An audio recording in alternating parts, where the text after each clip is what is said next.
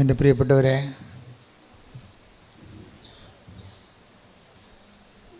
ഉടമ്പടി എപ്പോഴും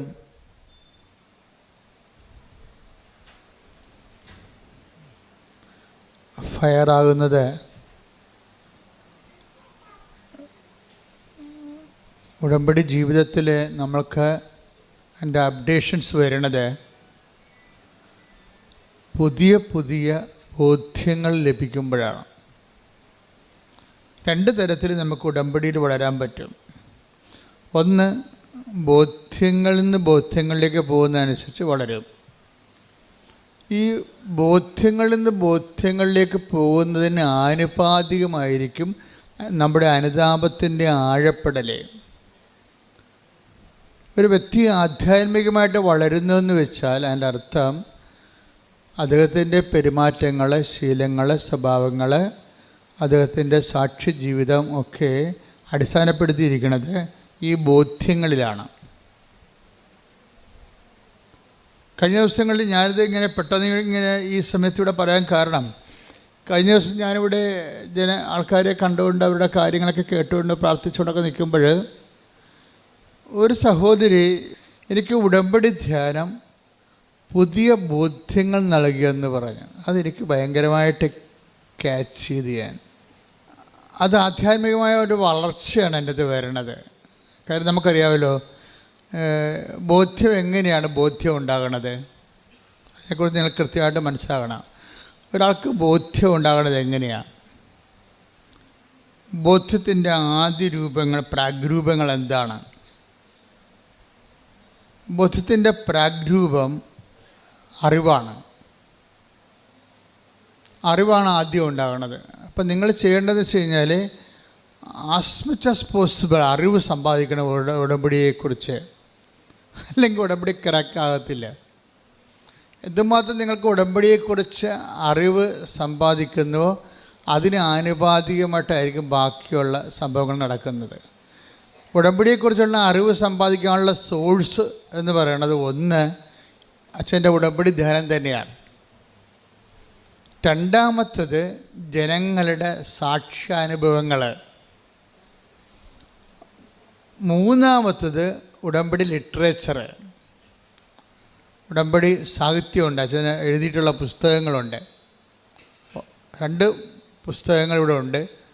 ഉടമ്പടി പദ്ധതിയും പ്രയോഗവും, പിന്നെ ഉടമ്പടി പ്രയോഗത്തിൽ, അങ്ങനെ 2 പുസ്തകങ്ങളുണ്ട്. ഒരെണ്ണം പുതിയ പുസ്തകമാണ്. അതിൻ്റെ ഹെഡിങ് പ്രത്യാശ എന്നാണ്. പക്ഷേ അതിൻ്റെ കണ്ടൻറ്റ് ഉടമ്പടിയുടെ പ്രയോഗതലങ്ങളെക്കുറിച്ചാണ് പറയണത്. അപ്പോൾ അതാണ് നമുക്ക് അറിവ് കിട്ടാനുള്ള 3 സോഴ്സ്. ഇതാണ്. ഒന്ന്, ആഴ്ചയിലുണ്ടാകുന്ന ദിനംപ്രതി ഉണ്ടാകുന്ന ഉടമ്പടി സാക്ഷ്യങ്ങൾ. ഉടമ്പടി സാക്ഷ്യങ്ങളുടെ പ്രത്യേകത എന്ന് വെച്ച് കഴിഞ്ഞാൽ, അതിൻ്റെ ഒരു പ്രത്യേകത ഒരു മനുഷ്യൻ ഈ ജീവിതത്തിൽ അനുഭവിക്കാവുന്ന ഓൾമോസ്റ്റ് ഓൾ ആയിട്ടുള്ള എല്ലാ വിഷയങ്ങളെയും അഡ്രസ്സ് ചെയ്യുന്നു എന്നുള്ളതാണ് ഉടമ്പടിയുടെ ഏറ്റവും വലിയ വിജയം. എവറിത്തിങ്, ഒരു മനുഷ്യൻ്റെ ജീവിതത്തിൽ സംഭവിക്കാൻ സാധ്യതയുള്ള ഓൾമോസ്റ്റ് എവറിത്തിങ്, സൂര്യന് താഴെ ഭൂമിക്ക് മുകളിലുള്ള എല്ലാ സബ്ജക്റ്റും ഉടമ്പടി അഡ്രസ്സ് ചെയ്യും. അതിങ്ങനെ സർവസ്പർശിയായി സർവകാലിക സർവജനീനമായിട്ടൊക്കെ ഒരു പ്രാർത്ഥനാ പദ്ധതി നിലവിലില്ല സഭയിൽ. ഉടമ്പടി മാത്രമേ ഉള്ളൂ. കാര്യം ഞാൻ എത്രയോ വർഷമായി ഓരോരോ ഘട്ടങ്ങളിലൂടെ വന്നാണ് ഇവിടെ ഉടമ്പടിയിൽ എത്തുമ്പോൾ. അപ്പോൾ എല്ലാത്തിൻ്റെയും പരിമിതികളെക്കുറിച്ച് എനിക്ക് നല്ല ബോധ്യങ്ങളുണ്ട്. അപ്പം അതിൻ്റെ പരിമിതികളെല്ലാം പരിഹരിച്ചുകൊണ്ടാണ് അവസാനം സഭയ്ക്ക് ദൈവം ഉടമ്പടി നൽകുന്നത്. ഉടമ്പടിയിൽ വരുമ്പോൾ സ്വാഭാവികമായത് എല്ലാവരെയും തന്നെ അഡ്രസ്സ് ചെയ്യുന്നുണ്ട്. പരിശുദ്ധരെയും പാപികളെയും ക്രൈസ്തവരെയും ക്രൈസ്തവരല്ലാത്തവരെയും മനുഷ്യൻ എന്ന ഹെഡിങ്സിൽ വരുന്ന എല്ലാ ആൾക്കാരും അവരുടെ സങ്കടങ്ങൾ, അവരുടെ നിലനിൽപ്പ്, അവരുടെ ഇന്ന് അനുഭവിക്കുന്ന പ്രതിസന്ധികളിൽ നിന്നുള്ള വിടുതലും മോചനവും എല്ലാം ഉടമ്പടിയുടെ സബ്ജക്റ്റാണ്. അപ്പോൾ ഇതിൻ്റെ നമ്മൾ എന്ത് എഴുതിയിട്ടാലും, ഇപ്പോൾ അവരെഴുതിയിടുന്ന കാര്യങ്ങളൊക്കെ ഭയങ്കര രസമായിരിക്കും. ഭയങ്കര രസം. അവർ തന്നെ ആയിരിക്കും ഇതിൻ്റെ പ്രതി. ഈ ഇഷ്യൂ ഉണ്ടാക്കിയതിൻ്റെ മുഴുവൻ ആണിയെന്ന് പറയുന്നത് ആ എഴുതിയിട്ട ആൾ തന്നെ ആയിരിക്കും ചിലപ്പോൾ. പക്ഷെ ദൈവം അവരുടെ കരുണ കാണിക്കും. കാര്യം ഉടമ്പടിയിൽ ദൈവം അവരോട് കരുണ കാണിക്കാൻ പറ്റിയ ചേരുവകൾ ഉടമ്പടിയിലുണ്ട്. കാലാന്തരത്തിൽ ഉടമ്പടി അനുവർത്തിച്ച് വരുമ്പോൾ അവരിലേക്ക് ദൈവകൃപ ഒഴുകി വരാനുള്ള ഒത്തിരിയേറെ സാധ്യതകൾ ഉടമ്പടിയുണ്ട്. അതായത് ഈ സിംഗിൾ എഡ്ജല്ല ഈ പ്രെയർ, ഡബിൾ എഡ്ജാണ്. പിന്നെ ഇതിൻ്റെ അനുഷ്ഠാന വിധികളിലെല്ലാം വിശ്വാസ വളർച്ച വ്യക്തി കൈവരിച്ചുകൊണ്ടിരിക്കും. പക്ഷേ അത് നമ്മൾ ശ്രദ്ധിക്കേണ്ടത്, നിങ്ങൾ ഈ മതപരമായ ചടങ്ങുകൾ ഒത്തിരി ചെയ്തിട്ടുള്ള ആൾക്കാരാണ്, ക്രിസ്ത്യൻസ് ആയാലും നോൺ ക്രിസ്ത്യൻസ് ആയാലും. ഇപ്പം ചടങ്ങുകളൊക്കെ ചെയ്യണ പോലെ ഉടമ്പടി ഒരു ചടങ്ങാക്കിയാൽ വെളുക്കാൻ തേക്കണത് പാണ്ടാകാനുള്ള എല്ലാ സാധ്യതയുണ്ട്. അത് നമ്മൾ ചടങ്ങെന്ന് പറയുമ്പോൾ എന്താ വെച്ച് കഴിഞ്ഞാൽ, ചടങ്ങിന് വരുന്ന ഇപ്പോൾ ഒരു ഉദാഹരണത്തിന് ഞാൻ പറയാം. ഒരു ആചാരം നമ്മൾ പല പല ആചാരങ്ങൾ ചെയ്യത്തില്ലേ. ഇപ്പോൾ നമ്മൾ ആൾക്കാരെ കാണുമ്പോൾ ശ്രുതി പറഞ്ഞൊരു ആചാരമാണ്, പക്ഷേ നമ്മുടെ ചങ്കിൽ അവനെതിരെയുള്ള പകയാനുള്ളതെന്നുണ്ടെങ്കിൽ അത് അനാചാരമായി മാറും അല്ലേ. അതാ സാധനം. ഇപ്പം മനസ്സിലായില്ലേ കാര്യങ്ങൾ. അപ്പോൾ ദൈവത്തിൻ്റെ സന്നിധിയിലും ഒരു ആരാധന അർപ്പിക്കുമ്പോൾ ആരാധനയ്ക്ക് അനിപേക്ഷണീയമായിട്ടുള്ള ആത്മീയ അവസ്ഥകളുണ്ടാകണം. അല്ലെങ്കിൽ ഈ ആരാധന അരാജകത്വമായി മാറും. അതെപ്പോഴും ഇപ്പം ഉടമ്പടി എപ്പോഴും ചെയ്യണത്, ഈ ആരാധിക്കുന്ന വ്യക്തിയെ അയാൾക്ക് ആ ആരാധനയ്ക്ക് സ്യൂട്ടബിളായിട്ടുള്ള ആധ്യാത്മികതയിലേക്ക് അയാളെ കൊണ്ടുവരും. അതാണ് ഇതിൻ്റെ അനുഷ്ഠാനവും ആധ്യാത്മികതയും തമ്മിലുള്ള ബന്ധം. ഒത്തിരി അനുഷ്ഠാനങ്ങൾ ഉടമ്പടിയിലുണ്ട്. ഉപ്പുണ്ട്, അതൊരനുഷ്ഠാനമാണ്. ഉടമ്പടി തൈലമുണ്ട്, ഉടമ്പടി കാശുരൂപമുണ്ട്. ഇതെല്ലാവരും ഉപയോഗിക്കണില്ലേ? പക്ഷേ എല്ലാവരും ഉപയോഗിക്കുന്നുണ്ടെങ്കിൽ എന്തുകൊണ്ടാണ് ചില ആൾക്കാർക്ക് 99 മാർക്ക്, ചിലർക്ക് 60 മാർക്ക്, ചിലർക്ക് 30 മാർക്ക്, ചിലർക്ക് പരീക്ഷ എഴുതിന് ഫീസ് കാശ് കയ്യിൽ നിന്ന് പോയിട്ടുള്ളവരുണ്ട്. അപ്പം ഈ ഉപ്പാണ്, നിങ്ങൾ ഉടമ്പടി ഉപ്പാണ് ഉപയോഗിക്കണത്, കാശുരൂപമാണ് ഉപയോഗിക്കണമെന്നല്ല പ്രശ്നം. ആരുപയോഗിക്കുന്നു എന്നുള്ളതാണ് പ്രശ്നം. ആരുപയോഗിക്കുന്നു. കാര്യം നിങ്ങൾ ഒരു 3 പേരാണ് ഉടമ്പടി ഉപ്പ് ഉപയോഗിക്കണമെങ്കിൽ 3 റിസൾട്ടാണ് വരണത്, ഒരു റിസൾട്ടല്ല. 3 പേര് ഉടമ്പടി ഉപ്പ് ഉപയോഗിക്കുക, അതിൽ 3 പേര് ഉടമ്പടി കാശ് ഉപയോഗിക്കുന്നുണ്ടെങ്കിൽ 3 റിസൾട്ടാണ് വരണത്. ചിലക്ക് ഒരു 99% റിസൾട്ട് വരും, ചിലക്ക് 70% റിസൾട്ട് വരും, ചിലക്ക് 30% റിസൾട്ട് വരും. ഒരു റിസൾട്ടും വരാതെ ഒരിക്കലും വരത്തില്ല. കാര്യത്തിൽ അവൻ ഒരു ഉടമ്പടി എടുക്കാൻ വേണ്ടി വരുമ്പോൾ തന്നെ ഒരു ബേസിക് മാർക്ക് അവന് കിട്ടിയിട്ടുണ്ടെന്ന് അർത്ഥം. അല്ലെങ്കിൽ ദൈവം ഉടമ്പടി എടുപ്പിക്കത്തില്ലല്ലോ. ദൈവം ഉടമ്പടി എടുപ്പിക്കുന്നത് വെച്ച് കഴിഞ്ഞാൽ ദൈവമായിട്ടല്ലേ ബന്ധം, അല്ലാതെ നിങ്ങൾ കൊണ്ടുവന്ന് നേർച്ചയിട്ടിട്ട് പോണ പോലെ പല അഭ്യാസമല്ലല്ലോ ഇത്. നിങ്ങളൊരു ബയലാറ്ററൽ എഗ്രിമെൻറ്റിലേക്ക് ഏർപ്പെടുകയാണ്. അപ്പോൾ അതർ കക്ഷി എന്ന് പറയുന്നത് ദൈവമാണ്. ആ ദൈവവുമായിട്ട് നിങ്ങളൊരു എഗ്രിമെൻറ്റിലേക്ക് വരികയാണ്. അപ്പോൾ അങ്ങനെ ഒരുമാതിരിപ്പെട്ട ഒരു 10 പേര് കൃപാസനത്തിൽ വന്നാൽ ആരാ ഉടമ്പടി എടുക്കണത്? 4 പേരെ ഉടമ്പടി എടുക്കത്തുള്ളൂ, 6 പേര് പോകും. നിങ്ങൾ കണ്ടിട്ടില്ലേ? പോണം കണ്ടിട്ടില്ലേ? ഞങ്ങൾക്കറിയാതെ 10 പേര് കൃപാസനം ചവിട്ടിയാൽ അതിനകത്ത് 6 പേര് അപ്പം തന്നെ പോകും, പ്രാർത്ഥിച്ചിട്ട് പോകാമെന്ന് പറയും. അല്ലെങ്കിൽ കൂടെ ഉള്ളവരെ തോണ്ടും മാന്തും, അമ്മ പോകാം അമ്മ, പിന്നെ വരാം, അടുത്ത ദിവസം വരാമെന്ന് പറയും.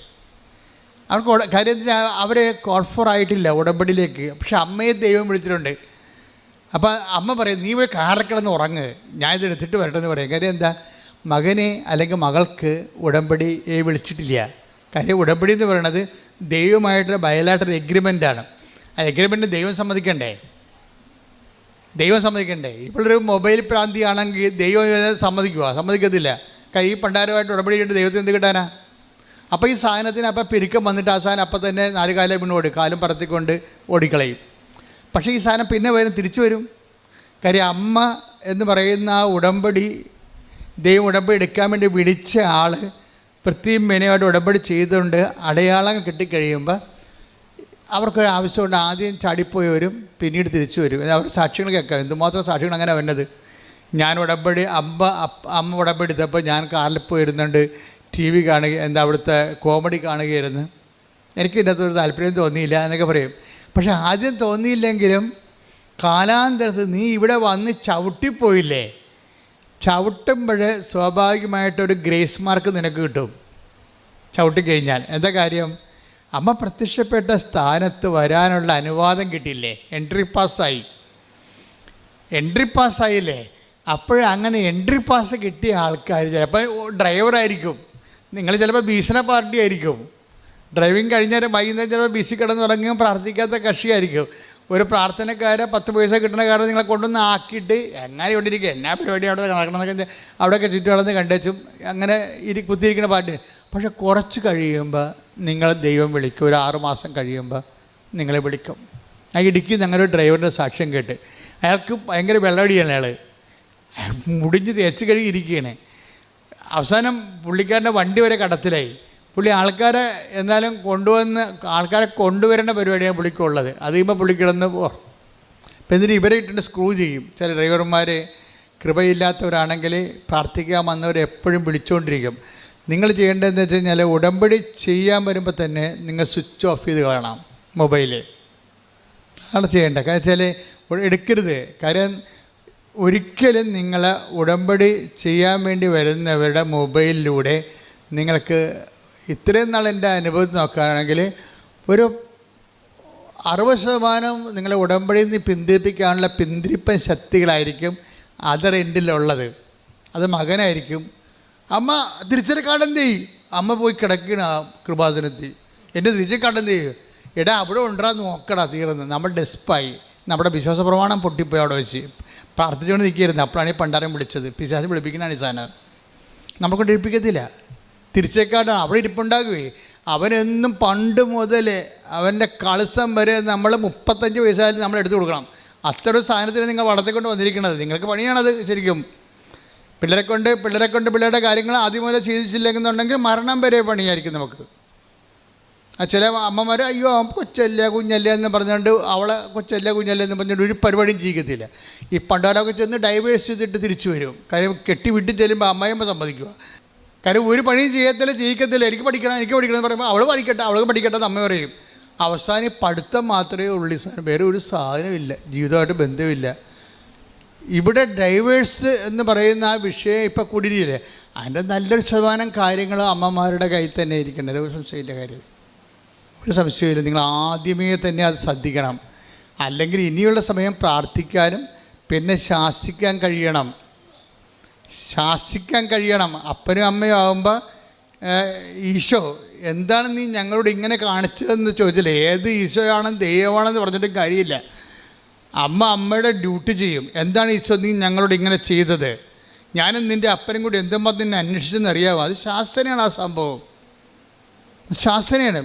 അപ്പോൾ ദൈവപുത്രനാണെന്ന് അറിഞ്ഞാലും മാനുഷ്യമായ ഒരു ക്രമം തെറ്റിക്കഴിഞ്ഞാൽ ശാസിക്കാനുള്ള ബാധ്യത നമ്മൾക്കുണ്ട്. അത് ഏത് മക്കൾ അവളെ 2 പ്രസവിച്ചൊക്കെ 2 കുഞ്ഞുങ്ങളുണ്ടെങ്കിൽ പോലും അവളുടെ അപ്പനോട് വീട്ടുകാരോട് ചെയ്ത് ശരിയല്ല എന്നുണ്ടെങ്കിൽ ശരിയല്ലെന്ന് നിങ്ങൾ പറയണം. അപ്പോഴാണ് നിങ്ങൾ ദൈവത്തിൻ്റെ പക്ഷമാകണത്. അപ്പോൾ ചിലപ്പോൾ മകളുടെ സ്നേഹം നിങ്ങൾക്ക് പോകുമായിരിക്കും. എൻ്റെ മക്കളെ, ഒരു കഥയുമില്ലാത്ത കാര്യമാണിത്. നമ്മൾ പലരുടെയും സ്നേഹത്തിന് പോകാതിരിക്കാൻ വേണ്ടി നിങ്ങൾ ഒത്തുതീർപ്പ് തയ്യാറാകുമ്പോൾ ഔട്ടാകണത് ദൈവമാണ്. നമുക്ക് ദൈവത്തെ മാത്രം മതിയെന്ന് ആദ്യം ഒന്ന് ചിന്തിച്ച് നോക്കിയേ. ദൈവത്തെ മാത്രം മതി, ഞാൻ ദൈവത്തിൻ്റെ കൂടെ നിൽക്കും. അതിനാൽ ബാക്കി ആർക്കും ഒരു പരിധി കഴിഞ്ഞാൽ വേറെ ആർക്കും വാല്യൂ ഇല്ല. അങ്ങനെ നീ ചിന്തിച്ചു കഴിഞ്ഞാൽ ഏത് മകളായാലും ശരി. ഇപ്പം നിങ്ങൾ വിചാരിക്കുന്നത് എന്താണ്? അയ്യോ നമുക്ക് ഇനി കഞ്ഞി കിട്ടണമെങ്കിൽ മകൾ തന്നെ പോകണ്ടേ ഇംഗ്ലണ്ടിൽ. അപ്പൻ്റെ കാര്യം കണക്കാണ്. ഇനി മകളല്ല ഇനി നമ്മളെ സഹായിക്കേണ്ടത്, മകനല്ലേ സഹായിക്കേണ്ടത്. മകനെ ഇപ്പോൾ കല്യാണം കഴിച്ച് പിന്നെ അവൾ കല്യാണം കഴിച്ച മകൻ പറയണത് മാത്രമേ, മകൾ പറയണത് മാത്രമേ അവൻ കേൾക്കത്തുള്ളൂ. മകൻ്റെ കാര്യത്തിൽ തീരുമാനമായി, അവൻ പോയി. ഇനി എൻ്റെ മകളല്ലേ ഉള്ളെന്ന് പറഞ്ഞ് പല അമ്മമാരും സ്കാൻ ചെയ്ത് നോക്കിയാൽ ദൈവത്തെക്കാളുപരി ജോലിയുള്ള മക്കളെ സ്നേഹിക്കുന്ന അമ്മമാരുണ്ട്. ഇവിടെ ഉടമ്പടി ക്രാക്ക് ആകത്തില്ല.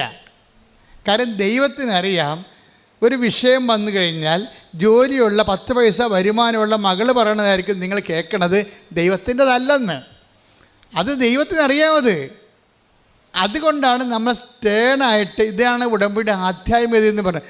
നിങ്ങളുമായിട്ടൊരു ഉടമ്പടി ചെയ്യുമ്പോൾ നിലപാടിലും നയങ്ങളിലും സമീപനങ്ങളിലും ഒക്കെ നിങ്ങൾ ഏകപക്ഷീയമായി ദൈവത്തിൻ്റെ കൂടെ ആയിരിക്കണം. എന്നാൽ ഇത് പെട്ടെന്ന് ഫയറാകും, പിന്നെ അതില്ല നിത്യത വരെ ഫയറാകും. പ്രാർത്ഥിക്കുക, കർത്താവായ ദൈവമേ, ഒരു പ്രശ്നത്തിന്റെ മുഖത്ത് 100% ഒത്തുതീർപ്പിന് വിധേയമല്ലാതെ ദൈവത്തിന്റെ പക്ഷം ചേർന്ന് നിൽക്കാൻ ആവശ്യമായ ആധ്യാത്മിക അടിത്തറയാൽ എന്നെ ബലപ്പെടുത്തണമേ.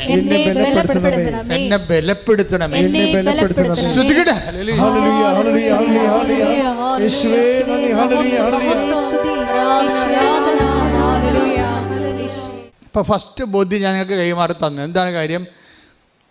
ഒത്തുതീർപ്പിന് വിധേയമാകാത്ത നിലപാടുകൾ ദൈവബന്ധത്തിൽ നീ ഉടമ്പടി എടുത്തു കഴിയുമ്പോൾ പിന്നെ എന്താണ്? ഒത്തുതീർപ്പിന് മകളുടെ ശമ്പളവും നമുക്ക് നാളെ നക്കാപ്പിച്ച 10 ദിവസം കിട്ടുന്ന വരുമാനം അടഞ്ഞു പോയെന്ന് കണ്ടു കഴിഞ്ഞാലും ദൈവമായിട്ട് റിലേഷനിൽ ഒത്തുതീർപ്പിന് വിധേയമാകാത്ത നിലപാടുകൾ, അതാണൊരു ബോധ്യമെന്ന് പറയണത്. അപ്പോൾ ദൈവം പിന്നെ നമ്മുടെ മുഴുവൻ ഉത്തരവാദിത്തങ്ങൾ ദൈവം നോക്കേണ്ടതാണ്, നോക്കാൻ ബാധ്യസ്ഥമായി തീരും. കാര്യം നമ്മൾ നിലപാടെടുത്തിരിക്കുകയാണ്. അപ്പോൾ റിസ്ക് എപ്പോഴും ദൈവത്തിൻ്റെ കയ്യിലായ സംഭവം. ഇനിയിപ്പോൾ ദൈവം കൈവിടാൻ കുഴപ്പമില്ല, എൻ്റെ മകളുടെ ശമ്പളം ഉണ്ടല്ലോ. നമ്മൾ പല ആൾക്കാരോട് ഒത്തുതീർക്കണമെന്ന് അവരുടെ സാമ്പത്തിക സ്രോതസ്സ് നോക്കിയിട്ടാണ് ഒത്തുതീർപ്പിന് തയ്യാറാണ്. അവരുടെ സാമ്പത്തിക സ്രോതസ്സ് നോക്കിയിട്ട് ഒത്തുതീർപ്പിന് തയ്യാറാണത്. ഏത് സമയത്ത് ഈ സാധനത്തെ കട്ട് ചെയ്യുമെന്ന് അവർക്ക് മനസ്സിലാക്കണം. നിങ്ങളെ സഹായിക്കുന്നവരും നിങ്ങളെ സന്ധിക്കുന്നവർക്കും നിങ്ങളുടെ നിലപാടിനെക്കുറിച്ച് ധാരണയുണ്ടാകണം. എന്താണ്? ദൈവത്തിൻ്റെ വഴികളിൽ നിന്നല്ലെങ്കിൽ ഈ സാധനം കട്ടാകാൻ സാധ്യതയുണ്ടെന്ന് പറഞ്ഞു. അപ്പോഴത്തെ എന്നിട്ട് നമ്മുടെ ഉദ്ദേശം എന്താണ്? ദൈവത്തെ പഠിപ്പിക്കുക എന്ന ഉദ്ദേശം. അവരെല്ലാവരും ദൈവത്താൽ പഠിപ്പിക്കപ്പെടുന്ന പോലെ തന്നെയാണ് ദൈവത്തെ പഠിപ്പിക്കുക എന്നുള്ള ഒരു ഉത്തരവാദിത്വം നമുക്കുണ്ട്. എന്താ കാര്യം? നമ്മളുടെ നിലപാടിനെക്കുറിച്ച് ദൈവത്തിന് ധാരണ കൊടുക്കണം. എൻ്റെ നിലപാട് ഇതായിരിക്കും, സുവിശേഷ വിഹിതമായ ഞാൻ ആ നിലപാടെടുക്കത്തുള്ളൂ.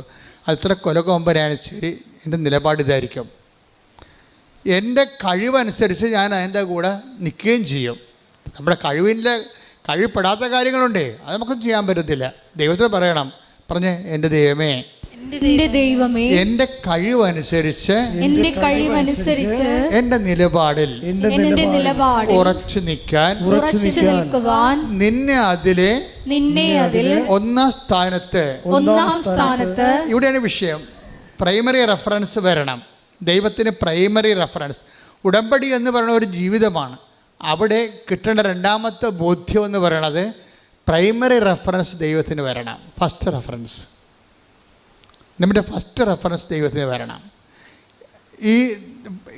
ഈശോ എപ്പോഴും പറയും, നിങ്ങൾ പ്രലോഭനം ഉണ്ടാവേണ്ടതാണ്, പക്ഷേ ഉണ്ടാവാതിരിക്കണം നല്ലത്.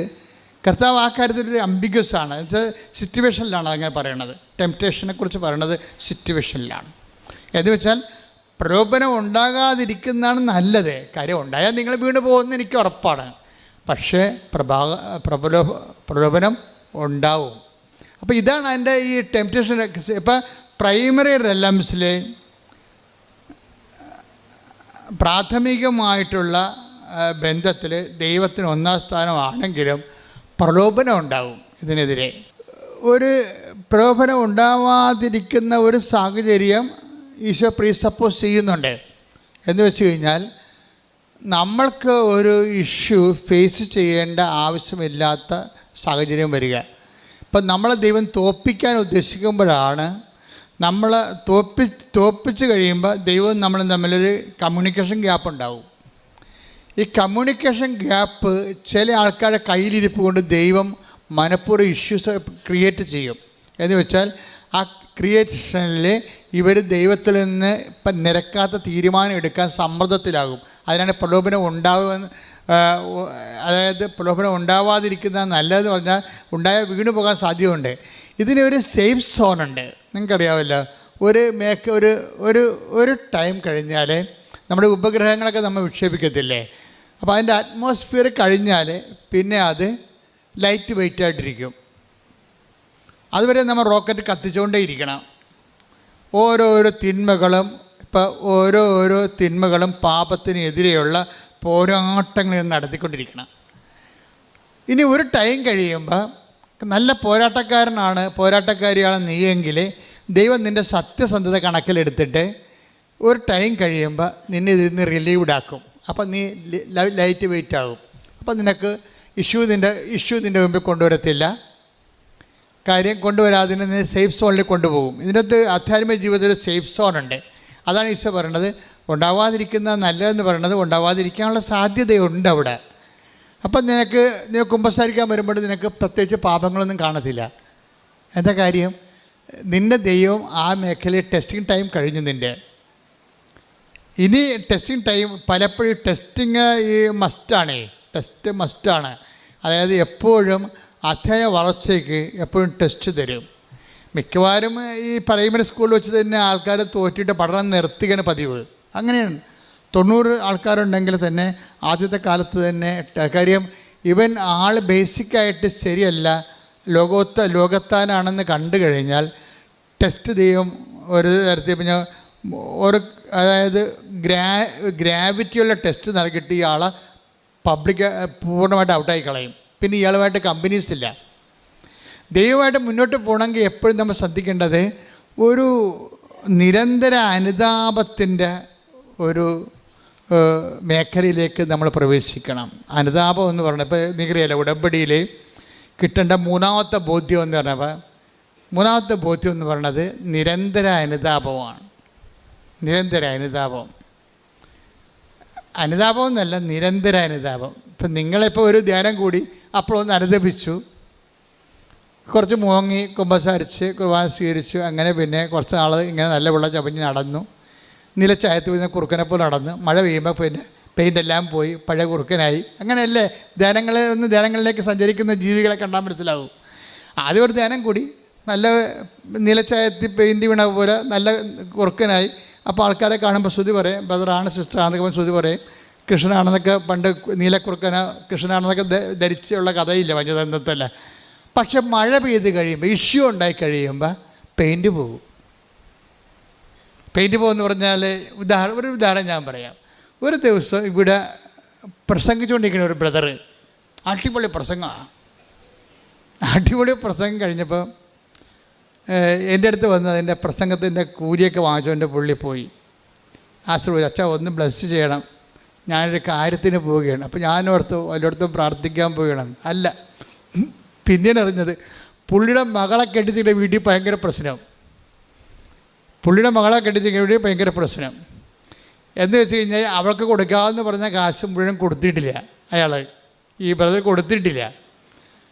കൊടുക്കാതിരുന്നതിൻ്റെ കാരണം വെച്ച് കഴിഞ്ഞാൽ ഇത് വെച്ചുകൊണ്ട് തന്നെ പൈസ പറഞ്ഞ് ചേർത്ത ഷെയർ എല്ലാം കൊടുക്കാതെ വിടുന്നതിൻ്റെ ഉദ്ദേശം ഇവിടെ ഉള്ളിലൊരു രഹസ്യ അജണ്ട ഉണ്ട്. കാര്യം കുറച്ച് കഴിയുമ്പോൾ ഇവൾ പ്രസവിക്കാൻ വേണ്ടി വരുമ്പോൾ അപ്പോൾ കാശ് വേണ്ടേ? അപ്പോൾ അവൾക്ക് കൊടുക്കാനുള്ള കാശ് പ്രസവരക്ഷയും കൊച്ചിൻ്റെ ജ്ഞാനസ്ഥാനവും എല്ലാം കൂടി എടുത്തിട്ട് മുടക്കാൻ വേണ്ടി അവർ സാമ്പത്തികമായ കളിയാണ് ശരിക്കും പറഞ്ഞാൽ. എന്നാലും പിന്നെ ബാക്കി പൈസ കൊടുക്കാറുണ്ട്. അപ്പം മുറുമുറുപ്പ് ഇടയ്ക്ക് കെട്ടിച്ച് വിട്ട വീട്ടിൽ എപ്പോഴും മുറുമുറുപ്പുണ്ടാവും. ബ്രദറാണ് അച്ഛൻ, അതൊരു കാര്യമൊന്നുമില്ല. പാപത്തിൻ്റെ സാഹചര്യങ്ങളെ ഇവർ ആധ്യാത്മിക ജീവിതം ഒന്ന്, പ്രായോഗിക അനുദിന ജീവിതം വേറെ, രണ്ടായിട്ട് വരും. അങ്ങനെ അത് നിങ്ങൾ ഉടമ്പടിക്കാർ ശ്രദ്ധിക്കണം. ഈ കയ്യാങ്കളികളെല്ലാം ദൈവം വളരെ കൃത്യമായിട്ട് വാച്ച് ചെയ്തുകൊണ്ടിരിക്കുകയാണ്. ഇയാൾ എന്താണ് പൈസ സ്ത്രീധനം കുറച്ചാണ് കൊടുത്തിരിക്കണത്. അതുകൊണ്ട് അവിടെ ഇഷ്യൂ ഉണ്ട്. അവിടെ ഇഷ്യൂ ഉണ്ടാകുമ്പോൾ ഇയാളുടെ ഉദ്ദേശം എന്താണ്?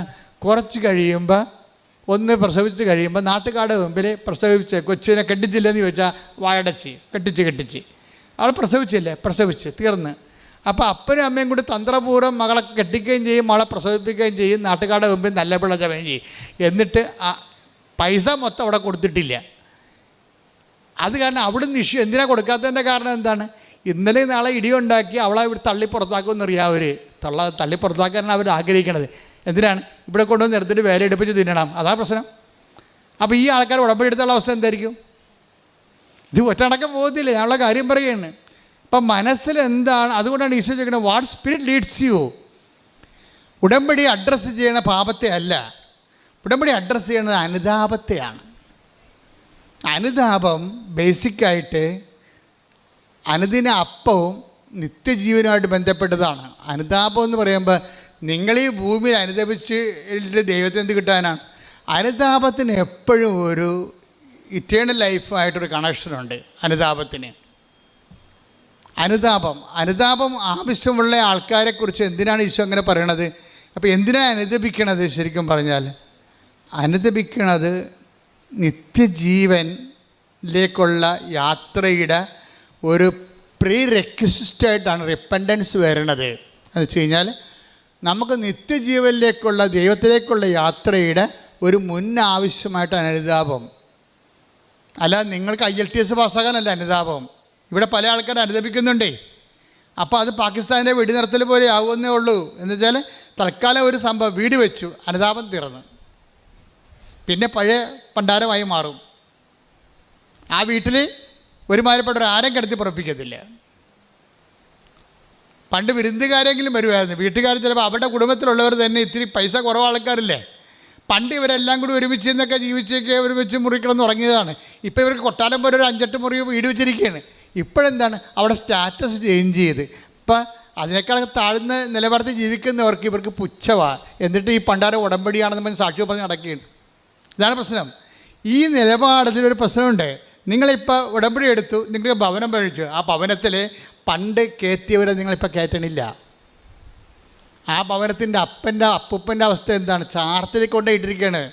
ഞങ്ങൾക്ക് ഉടുക്കത്തെ കൊടുക്കാനൊക്കെ ചെല്ലുമ്പോൾ ഞരങ്ങിയും മുളിയും ആ പാവപ്പെട്ടവൻ ചാർത്തിൽ കിടക്കണം കാണാം. അടുക്കള ഇപ്പുറത്ത്, ചാർത്ത് പുറകിൽ. അവിടെ കട്ടിൽ വിട്ട് അങ്ങനെ തൂറിയും മുള്ളിയും കിടക്കും, മണവുമായിരിക്കും. അച്ഛൻ വന്നെന്ന് കേൾക്കുമ്പോൾ ഈ അച്ഛൻ എന്താ ഇപ്പം കെട്ടിയെടുത്ത് കണ്ട് വരുന്നത്? പല കാര്യമുണ്ട്. ഇയാൾക്ക് നന്നാകാൻ പോകണം. ഇപ്പം കുർബാന കൊടുത്തുമ്പോൾ കുത്തി വായി കയറ്റുമ്പോൾ ഇയാൾക്ക് എന്തൊക്കെ സംഭവിക്കാൻ പോകണം? ഇയാളെ കയ്യിൽ പെരുക്ക്. അപ്പോൾ ഇവൾ മരുമകളെ സംബന്ധിച്ച് മക്കളുടെ കാര്യത്തിൽ ഈ അപ്പനെ നോക്കത്തില്ല.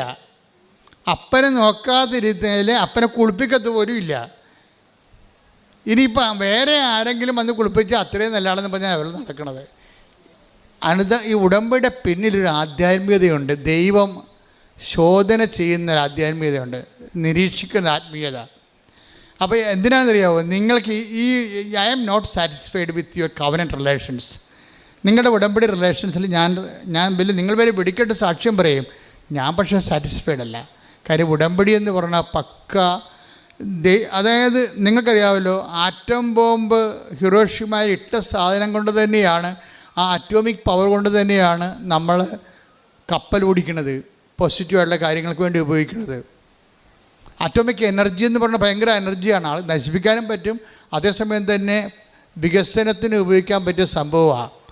അപ്പോൾ ഇതേ സമയം തന്നെ ഉടമ്പടി എന്ന് പറയുന്ന സംഭവം അനാദികാലം മുതലേ നിലനിൽക്കുന്ന ഒരു യുണീക്ക് ഫോർമാറ്റാണ്. അപ്പം അതിലേക്ക് വരുമ്പോൾ മനസ്സും ശരീരവും തേച്ച് കഴുകി വൃത്തിയായി ദൈവവുമായിട്ട് ഞാനൊരു എഗ്രിമെൻറ്റിൽ ഏർപ്പെടുകയാണ്. എന്നിട്ട് ഇതൊരു ഉടമ്പടി എന്ന് പറയുന്നത് ഒരു തീരാത്ത ബോധമാണ് എല്ലാ ദിവസവും. അതുകൊണ്ട് ഞങ്ങൾക്ക് ഉടമ്പടിക്ക് ആശീർവാദം തരണത് 20 രൂപ വരെയാണ് ആ ഉടമ്പടിക്ക് ആശീർവാദത്തിന്. വീണ്ടും നിങ്ങൾക്ക് പുതുക്കുമ്പോൾ ഞങ്ങൾക്ക് ആശീർവാദം ഫ്രീ ആയിട്ട് തരണത്. എന്താ കാര്യം? അതിന് വിലമതിക്കാൻ പറ്റത്തില്ല. അതുകൊണ്ടാണ് ആ ഉടമ്പടിക്ക് ആശീർവാദം ഉപയോഗിക്കുന്നവർക്കറിയാം അതിൻ്റെ അകത്തൊരു സത്യസന്ധമായ ഒരു ഉടമ്പടി ആളാണ് അതിൻ്റെ അകത്ത് വിശ്വപ്രമാണം ചെയ്ത് അത് ഉപയോഗിക്കണമെന്നുണ്ടെങ്കിൽ അപ്പോൾ അവർക്ക് ദൈവത്തിൻ്റെ പ്രസൻസ് ഫീൽ ചെയ്യും. അത്രയും വലിയ സംഭവമാണ്. അതുകൊണ്ടാണ് പണ്ടൊക്കെ ഞങ്ങൾ പറയും നിങ്ങൾ ചെപ്പിലിട്ട് സൂക്ഷിക്കണേ. അപ്പോൾ ചിലർ കഴുത്തേക്ക് കെട്ടിക്കൊണ്ട് നടക്കുമ്പോൾ ഞാൻ ചോദിക്കും നിങ്ങൾ ഈ കഴുത്തേക്ക് കെട്ടിക്കൊണ്ട് നടക്കണേ എന്തിനാണെന്ന്. അപ്പോൾ അപ്പനോട് ചോദിക്കുമ്പോൾ അപ്പം പറയും അച്ഛാ എനിക്ക് ഹാർട്ടിൻ്റെ അസുഖമാണ്. അപ്പോൾ ഉടമ്പടിക്ക് ആശീർവാദം എൻ്റെ നെഞ്ചത്ത് കിടക്കുമല്ലോ. ഞാൻ ഓക്കെ അത് ധരിച്ച് ഓക്കെ എന്നൊക്കെ പറയാൻ കറക്റ്റാണ്. അദ്ദേഹത്തിന് ചിലപ്പോൾ അതുകൊണ്ടായിരിക്കും രക്ഷപ്പെടുത്തുന്നത്. പക്ഷേ എന്നാലും ഇത് നഷ്ടപ്പെട്ടാൽ ഞങ്ങൾ തിരിച്ചറിയത്തില്ല. നിങ്ങളുടെ കയ്യിൽ തന്നെ കഷ്ണങ്ങൾ ഉണ്ടെങ്കിൽ ഞങ്ങളത് റീഫണ്ട് ചെയ്യും, പുതിയത് തരും. എന്താ കാര്യം? ഉടമ്പടി റിലേഷനാണ്, നിത്യബോധമാണത്. ഉടമ്പടി ദൈവവുമായിട്ട് നിങ്ങളുടെ അടുത്ത ഉടമ്പടിയിൽ നിത്യബോധമാണ്. അപ്പം അതുകൊണ്ട് തന്നെ എൻ്റെ സഹോദരങ്ങളെ ഈ ഉടമ്പടിയുടെ ഇത്രയും നാളുള്ള സാക്ഷ്യങ്ങൾ നിങ്ങൾ കേൾക്കണം. സാക്ഷ്യങ്ങൾ കേൾക്കുമ്പോൾ നിങ്ങൾക്ക് മനസ്സിലാകും. ഇപ്പം തന്നെ ഉദാഹരണത്തിന് ഇന്നലെ ബീന വിജയൻ ഒരു സാക്ഷ്യം പറഞ്ഞു. ബീന വിജയൻ്റെ സാക്ഷ്യം എന്ന് പറയുന്നത് നിങ്ങൾ കേൾക്കേണ്ടതാണ്. അത് നമ്മളത് ഇന്ന് അപ്പ് ചെയ്യും ബീന വിജയൻ. എന്താണ് നമ്മൾ അത്ഭുതപ്പെടുത്തുന്ന വിഷയം എന്ന് പറയുന്നത്, ബീന വിജയൻ ബേസിക്കലി നേഴ്സാണ്. അവർ നേഴ്സാണ്. പക്ഷെ ഇപ്പോൾ കല്യാണം കഴിച്ചു, 2 കുഞ്ഞുങ്ങളൊക്കെ ആയി. ഭർത്താവ് എന്ന് പറയണത് നേഴ്സായിരുന്നു, അവർ കല്യാണം കഴിച്ചു. പക്ഷേ ഇവരെ ജോലിക്ക് വിടത്തില്ല ഭർത്താവ്. അതാണ് അവരുടെ പ്രശ്നം. പോരെ, ബീന വിജയനെ ജോലിക്ക് വിടത്തില്ല. ജോലിക്ക് വിടാത്തതിൻ്റെ കാരണം ഭർത്താവ് പറയണത്, ഞാൻ ജോലി എടുക്കുന്നുണ്ടല്ലോ, നിനക്ക് കുഴപ്പമൊന്നുമില്ലല്ലോ, നമ്മുടെ 2 കുഞ്ഞുങ്ങളെ വളർത്തണ്ടേ, അപ്പോൾ അത് നീയല്ലേ വളർത്തേണ്ടത്, അപ്പം നിനക്ക് ജോലിക്ക് പോകാം, ടീച്ചിങ് പോസ്റ്റ് ആണെങ്കിൽ ഓക്കെ. നൈറ്റ് ഡ്യൂട്ടിക്കും അല്ലാത്ത ഡ്യൂട്ടിക്കൊക്കെ പോയാൽ ഈ കുഞ്ഞുങ്ങളെ ആര് വളർത്തും? ഇപ്പോൾ കുഞ്ഞുങ്ങൾ നമ്മൾ എത്ര കാശ് മുടക്കിയാലും കുഞ്ഞുങ്ങൾ അന്തോന്നിങ്ങളായിപ്പോയാൽ ആര് സമാധാനം പറയും? അതുകൊണ്ട് ഞാൻ കഷ്ടപ്പെട്ട് ജോലിക്ക് പോയി കുഞ്ഞുങ്ങളെ നിന്നെ നോക്കിക്കൊള്ളാം, നീ കുഞ്ഞുങ്ങളെ വളർത്തുക, അതാണ് നമ്മുടെ നിധി എന്ന് പറയും. ബീന വിജയനോട് പറയും. ടീച്ചിങ് പോസ്റ്റ് ആണെങ്കിൽ എനിക്ക് കുഴപ്പമില്ല, നിനക്കിപ്പോൾ 9 മണിക്ക് പോയാൽ മതിയല്ല, വൈകുന്നേരം 5 മണിക്ക് വരാം, മക്കൾ പള്ളിക്കൂടത്തിൽ നിന്ന് വരുമ്പോൾ നിനക്കും വരാം, മക്കൾ പോകുമ്പോൾ നിനക്കും പോകാം, ഞാനും എൻ്റെ ജോലിക്ക് പോകും. അപ്പം അങ്ങനെ. പക്ഷേ നേഴ്സിന് അങ്ങനെ പറ്റുമോ? ഇവർ അധ്യാപകയല്ലല്ലോ. അപ്പോൾ ഇവളെന്ത് ചെയ്യും? ഇവൾ വിഷമത്തിലാവും. ഇവളെ വന്നേച്ച് ഇവൾ ഈ ഉടമ്പടി സാക്ഷ്യങ്ങളെല്ലാം കേട്ടെന്ന് പറഞ്ഞ്, ദൈവമേ ഞാൻ കൃപാസനത്തിൽ പോകാം, അമ്മയ്ക്ക് എന്തെങ്കിലും ചെയ്യാൻ പറ്റുമായിരിക്കും. അതാണ് ഈ സാക്ഷ്യങ്ങൾ കേൾക്കുമ്പോൾ ഉണ്ടാകുന്ന ബോധ്യം എന്ന് പറയുന്നത്. അത് ബോധ്യമാണ്. ഞാൻ മുമ്പ് നിങ്ങളോട് പറഞ്ഞില്ലേ, ഉടമ്പടി ബോധ്യങ്ങൾ ഉണ്ടാക്കാൻ വേണ്ടി ഉടമ്പടി ധ്യാനങ്ങൾ കൂടുക. രണ്ടാമത്തത് എന്താണ്? ഉടമ്പടി സാക്ഷ്യങ്ങൾ കേൾക്കുക. അപ്പോൾ രണ്ടാമത്തത് ഉടമ്പടി സാക്ഷ്യങ്ങൾ കേൾക്കുന്നതാണ്. അപ്പോൾ സാക്ഷ്യങ്ങളെല്ലാം കേട്ട് കഴിഞ്ഞപ്പോൾ ബീന വിജയന് തോന്നിയത് എന്താണ്? എൻ്റെ അവസ്ഥ ഒരു പോക്കീസാണ്. കാര്യം നേഴ്സാണ്, ജോലിക്ക് പോകാൻ പറ്റത്തില്ല. അധ്യാപികയാണെങ്കിൽ മാത്രമേ ഭർത്താവ് ജോലിക്ക് വിടത്തുള്ളൂ. നേഴ്സിനെ ആരാണ് അധ്യാപികയായിട്ട്? ഇതൊക്കെ നടക്കാത്ത കാര്യമാണ്. എന്നാലും ഉടമ്പടി ചെല്ലുമ്പോൾ ഈ സാക്ഷ്യങ്ങളെല്ലാം കേട്ടിട്ട് അവർക്കൊരു ബോധ്യം കിട്ടി. എന്താണ്? അമ്മ എന്തെങ്കിലും ഒരു പഴുതുണ്ടാക്കുമെന്നാണ്. അതാണ് അറിവ്, അതാണ് ബോധ്യം എന്ന് പറയുന്നത്. ഞാൻ ചെന്ന് അമ്മയോട് പറയാം എൻ്റെ അവസ്ഥ. 2 കുഞ്ഞുങ്ങളൊക്കെ ആയിട്ട് ഇപ്പോൾ 9 കൊല്ലമായി കല്യാണം കഴിച്ചിട്ട് ഇതുവരെ ഒരു കാര്യം പറ്റിയിട്ടില്ല. ഇനി അമ്മയടുത്ത് ചെന്ന് പറയാം. അമ്മയടുത്ത് ചെന്ന് പറഞ്ഞു, അമ്മേ ഉടമ്പടി എടുത്ത് പറഞ്ഞു, അമ്മേ എൻ്റെ അവസ്ഥ ഇതാണ്, എനിക്ക് രാവിലെ കുഞ്ഞുങ്ങളുടെ കൂടെ പോകണം, എന്നിട്ട് തിരിച്ച് കുഞ്ഞുങ്ങളുടെ കൂടെ വരണം. പക്ഷേ എനിക്ക് നേഴ്സിംഗ് ആണ് എൻ്റെ പോസ്റ്റ്, എനിക്ക് അതിന് പറ്റിയ ഒരു ജോലി തന്നെ എന്ന് പറയും. അപ്പോൾ എന്നാ ചെയ്തതെന്നറിയാമോ? ഇവളുടെ ഒരു സത്യാവസ്ഥയും അവൾ ആ ഉടമ്പടിയിലേക്ക് അനുവർത്തിച്ചിരിക്കുന്ന നിലപാടുകളും സമീപനങ്ങളൊക്കെ എല്ലാം അമ്മയ്ക്ക് ഭയങ്കര പ്രിയങ്കരമായ ഒരു ചാനലിലൂടെയാണ് ഇവിടെ മൂവ് ചെയ്യണത്. അങ്ങനെ മൂവ് ചെയ്ത് കഴിഞ്ഞാൽ കാര്യം ഉടമ്പടി നിങ്ങൾ എപ്പോഴും ശ്രദ്ധിക്കേണ്ട ഇതാണ്, എപ്പോഴും ഉടമ്പടി പുതുക്കുന്ന ആൾക്കാരാണ് കൂടുതൽ ശ്രദ്ധിക്കേണ്ടത്. കാര്യം ഇന്നലെ ഉടമ്പടി പുതുക്കിയിരിക്കുന്നത് 1100 പേരാണ് അടുത്ത് ഇന്നലെ ഉടമ്പടി പുതുക്കിയിരിക്കുന്നത്. പക്ഷേ പുതുക്കുന്ന ആൾക്കാർ ശ്രദ്ധിക്കേണ്ട ഒരു കാര്യം വെച്ച് കഴിഞ്ഞാൽ, പുതുക്കി കഴിയുമ്പോൾ നിങ്ങൾ ഓർക്കണം, നിങ്ങൾ ഉടമ്പടി എടുക്കുന്നതിന് മുമ്പും ഉടമ്പടി എടുത്ത ശേഷവും നിങ്ങൾക്കുണ്ടായ മാറ്റം, നിങ്ങൾ ആരാണ്? നിങ്ങൾ ഉടമ്പടി എടുക്കുന്നതിന് മുമ്പുള്ള ആൾ തന്നെയാണ് ഇപ്പോഴെങ്കിൽ നിങ്ങൾ പുതുക്കിയിട്ടില്ല. ഈ പേപ്പർ 10-30 പേപ്പർ മേടിച്ചെന്നല്ലാതെ വേറെ ഒന്നും സംഭവിച്ചിട്ടില്ല അവിടെ. ഉടമ്പടിക്ക് മുമ്പ് എങ്ങനെയായിരുന്നു നിങ്ങൾ, ഉടമ്പടിക്ക് ശേഷം എന്താണ്, തമ്മിൽ നോക്കണം വ്യത്യാസം. ദൈവം അസസ് ചെയ്യണ ഒരു വ്യൂ പോയിൻ്റാണ് ഞാൻ പറയണത്. എന്തുകൊണ്ടാണ് നിങ്ങളുടെ ഉടമ്പടി ലാഗാകണത്? ലാഗാകേണ്ട ഒരു കാര്യമില്ല. ഇപ്പോൾ ബീനയുടെ ചരിത്രം എടുത്തു കഴിഞ്ഞാൽ എന്ത് ചെയ്യും? ബീന ചോദിച്ചിരിക്കുന്നത് ഒരു പ്രാന്തൻ ചോദ്യമാണ് ചോദിച്ചിരിക്കുന്നത്. അവൾക്ക് കരകയും ചെയ്യണം, കിറിയും നന്നാകണം. ഇതെങ്ങനെ നടക്കണം പരിപാടി? കരയണം, ആ ഭാവിട്ട് കരയണം, പക്ഷേ കിറി നന്നായിട്ടിരിക്കണം. നമ്മുടെ ഈ ആൾക്കാരൊക്കെ ബ്യൂട്ടി പാർലറിൽ വരികയില്ല, അതുപോലെ ഇരിക്കണം. കരകയും ചെയ്യണം, പാക്കേജ് ഒന്നും പോകുകയും ചെയ്യരുത്, പണിയാണ്. ഇതുപോലെയാണ് ബീനയുടെ അവസ്ഥ. അവൾക്ക് ജോലിയും കിട്ടണം, നേഴ്സിൻ്റെ ജോലിയും ചെയ്യണം, എന്നാൽ വീട്ടിൽ വരികയും ചെയ്യണം. പല ആൾക്കാർ പക്ഷേ അവളുടെ അവസ്ഥ അതായത് കാരണം മാതാവ് ഒരു സ്പേസ് ക്രിയേറ്റ് ചെയ്യും. ഉടനെ എന്ത് ചെയ്യുമെന്ന് വെച്ചാൽ, ഇവളുടെ ഉടമ്പടി ജെനുവിനായത് കാരണം ഇവളുടെ ഉടമ്പടി അതുപോലെ തന്നെ അക്സെപ്റ്റ് ചെയ്ത് മറിയം സൈൻ ചെയ്യും. നിങ്ങൾക്കറിയാമല്ലോ, അമ്മ പച്ച മഷിക്ക് ഒരു കോറിക്കഴിഞ്ഞാൽ പിന്നെ ഓവർ റൈറ്റിംഗ് ഒന്നും ഇല്ല അതിൻ്റെ അകത്ത്. ഈശോ പിന്നെ ഇടയ്ക്ക് കയറി അത് റൈറ്റ് ചെയ്യത്തില്ല. അമ്മ കോറി ഇട്ട് കഴിഞ്ഞാൽ ഉടനെ അപ്പോൾ ഈ കാനായിലെ കല്യാണത്തിൽ അങ്ങനെയാണല്ല, അവൻ പറയുന്നത് ചെയ്യാൻ പറഞ്ഞ് കോരി ഇട്ടിരിക്കുകയാണ്. പിന്നെ അവിടെ റീറൈറ്റിംഗ് ഒന്നും ഇല്ല, അതാ നേരെ അങ്ങോട്ട് പാസ്സായി പോകുകയുള്ളൂ. കാര്യം അമ്മയുടെ ഒരു ബലം അതാണ്, ഒരു മരിയൻ ബലമെന്ന് പറയുന്നത് അതാണ്. അപ്പോൾ ബീനയുടെ വിഷയത്തിൽ അമ്മ ഒരു പോസ്റ്റ് അവരുടെ സ്കൂളിൽ തന്നെ, അടുത്തുള്ളൊരു സ്കൂളിൽ, ഒരു വലിയ പുരാതനമായ സ്കൂളിൽ തന്നെ ഒരു പോസ്റ്റ് ക്രിയേറ്റ് ചെയ്യും. ഉടനെ എൻ്റെ അമ്മ ഈ ആ സാക്ഷ്യത കേൾക്കണം. ഒരു പോസ്റ്റ് ഇവയ്ക്ക് വേണ്ടി മാത്രം ഒരു പോസ്റ്റ് ക്രിയേറ്റ് ചെയ്യും. എന്തിൻ്റെ പോസ്റ്റാണ്? ഇംഗ്ലീഷ് മീഡിയം സ്കൂളിൽ നേഴ്സിംഗ് പോസ്റ്റ്. എങ്ങനെ പരിപാടി ഉണ്ടെന്നൊക്കെ? ഇംഗ്ലീഷ് മീഡിയം സ്കൂളിൽ മാത്സിൻ്റെ പോസ്റ്റല്ലേ, കെമിസ്ട്രിയുടെ പോസ്റ്റല്ലേ, നേഴ്സിംഗ് പോസ്റ്റ്. എന്നുവെച്ചാൽ രാവിലെ പോയാൽ മതി, വൈകുന്നേരം വരാൻ പറ്റും. എന്നിട്ട് ഇൻ്റർവ്യൂ, എന്നിട്ട് ഒരു കൂട്ടുകാരി മുഖേന ഇവർക്ക് ഇൻറ്റിമേഷൻ കിട്ടും. ഇന്ന സ്കൂളിൽ ഒരു നേഴ്സിംഗ് പോസ്റ്റ്, ഹെൽത്ത് കെയർ എന്നും പറഞ്ഞ് ഓപ്പൺ ചെയ്തിട്ടുണ്ട്. ഇതിനുടനെ ഇവൾ ഭർത്താവും ഭാര്യ കൂടി ഇൻ്റർവ്യൂവിന് പോകും. ഇൻ്റർവ്യൂ പോകുമ്പോൾ അവിടുത്തെ കന്യാസിമാരൊക്കെ വലിയ സ്കൂളാണ്, ഇങ്ങനെ താടി കൈകൊണ്ട് നിൽക്കുന്നത്, എന്ത് പോസ്റ്റ് ഇതെങ്ങനെ? ഇന്ന് ഈ സ്കൂളിൻ്റെ ചരിത്രത്തിൽ ഇന്ന് വരെ ഇങ്ങനെ ഒരു പോസ്റ്റില്ല. എന്താ കാര്യം? ഇംഗ്ലീഷ് സ്കൂളിൽ നേഴ്സിംഗ് പോസ്റ്റ്, ആശുപത്രിയിലല്ലേ നേഴ്സിംഗ് പോസ്റ്റ്. എന്നിട്ട് ഇവൾ ഇൻ്റർവ്യൂ അറ്റൻഡ് ചെയ്യും, അവൾക്ക് അവിടെ ജോലി കിട്ടും. എന്താ പരിപാടി? കുഞ്ഞുങ്ങളുടെ ഹെൽത്ത് കെയർ. എന്നിട്ട് ആ ജോലി എന്താ ചെയ്യണത്? അവൾ പറയണേ, ഇപ്പം ഞാൻ ആ സ്കൂളിലേക്ക് എൻ്റെ കുഞ്ഞുങ്ങളുടെ കൂടെ തന്നെയാണ് ഓട്ടോറിക്ഷയിൽ പോണത്. അധ്യാപികയായിട്ട് പോകുകയല്ല, നേഴ്സിംഗ് ജോലി ചെയ്യാൻ സ്കൂളിൽ പോവുകയാണ്.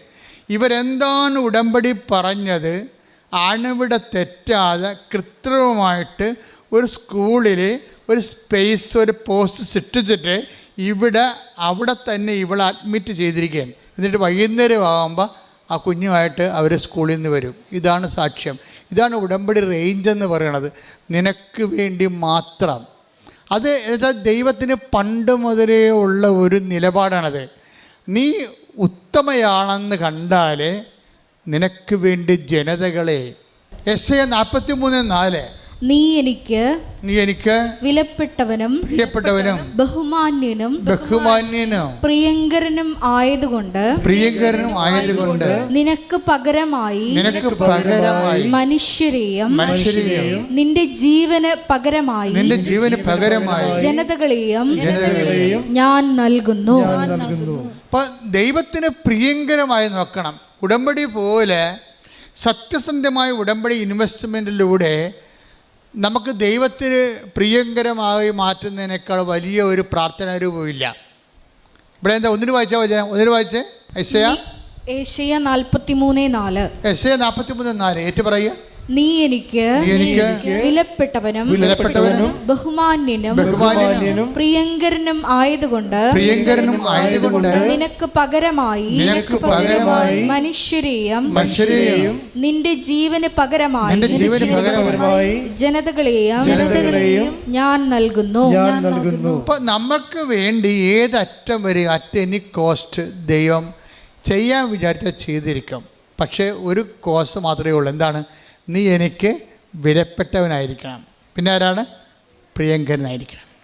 അപ്പം ഉടമ്പടി ഫോർമാറ്റ് എന്ന് പറയണത് ബേസിക്കായിട്ട് നമ്മളെ ദൈവത്തിന് പ്രിയപ്പെട്ടവരാക്കുന്ന പദ്ധതിയാണ്.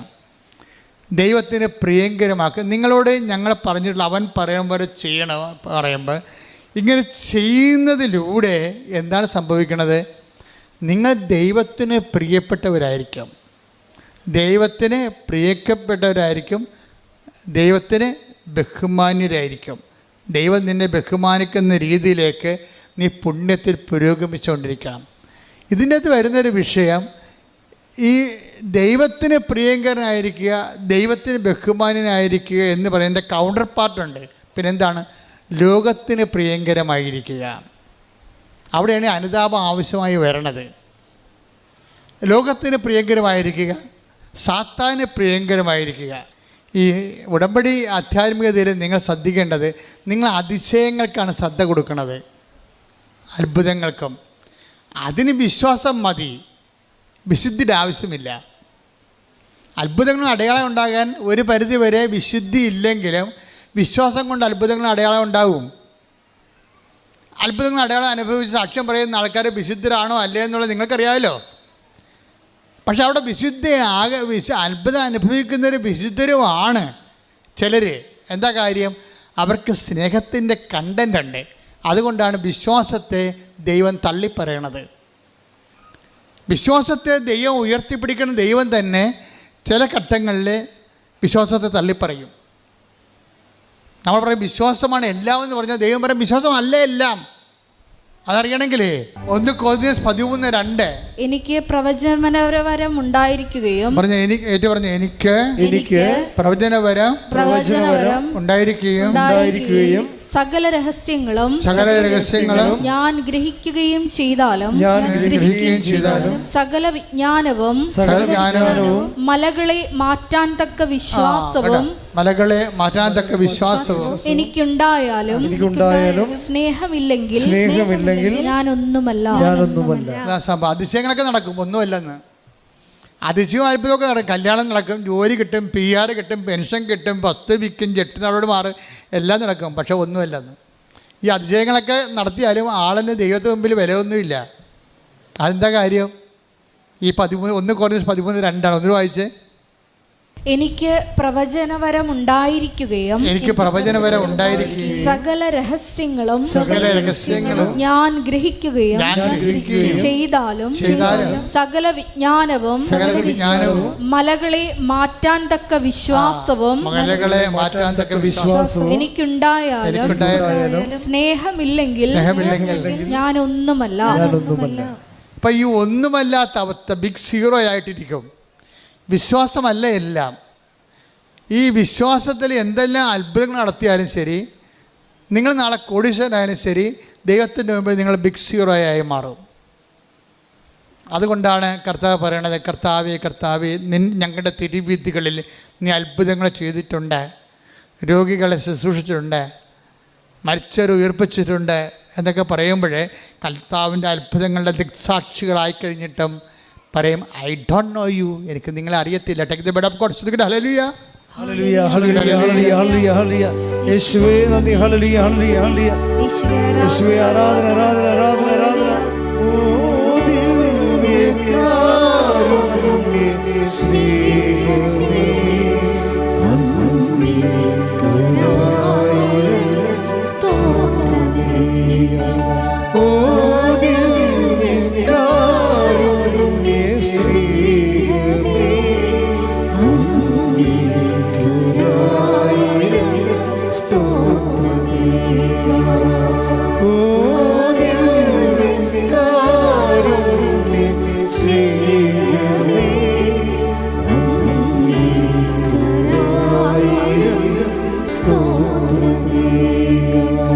മത്തായി 7:21 മുതൽ 23 വരെയുള്ള തിരുവചനങ്ങൾ. 7:21. കർത്താവേ കർത്താവേ എന്ന് എന്നോട് വിളിച്ചപേക്ഷിക്കുന്നവനല്ല. പറഞ്ഞേ, കർത്താവേ കർത്താവേ കർത്താവേ കർത്താവേ എന്നോട് വിളിച്ചപേക്ഷിക്കുന്നവനല്ല, എന്റെ സ്വർഗസ്ഥനായ പിതാവിന്റെ ഇഷ്ടം നിറവേറ്റുന്നവനാണ് സ്വർഗരാജ്യത്തിൽ പ്രവേശിക്കുക. അന്ന് പലരും എന്നോട് ചോദിക്കും, കർത്താവേ കർത്താവേ ഞങ്ങൾ നിന്റെ നാമത്തിൽ പ്രവചിക്കുകയും നിന്റെ നാമത്തിൽ പിശാചുകളെ പുറത്താക്കുകയും നിന്റെ നാമത്തിൽ നിരവധി അത്ഭുതങ്ങൾ പ്രവർത്തിക്കുകയും ചെയ്തില്ലേ? അപ്പോൾ ഞാൻ അവരോട് പറയും, നിങ്ങളെ ഞാൻ ഒരിക്കലും അറിഞ്ഞിട്ടില്ല. അനീതി പ്രവർത്തിക്കുന്നവരെ നിങ്ങൾ എന്നിൽ നിന്ന് അകന്നു പോകുവിൻ.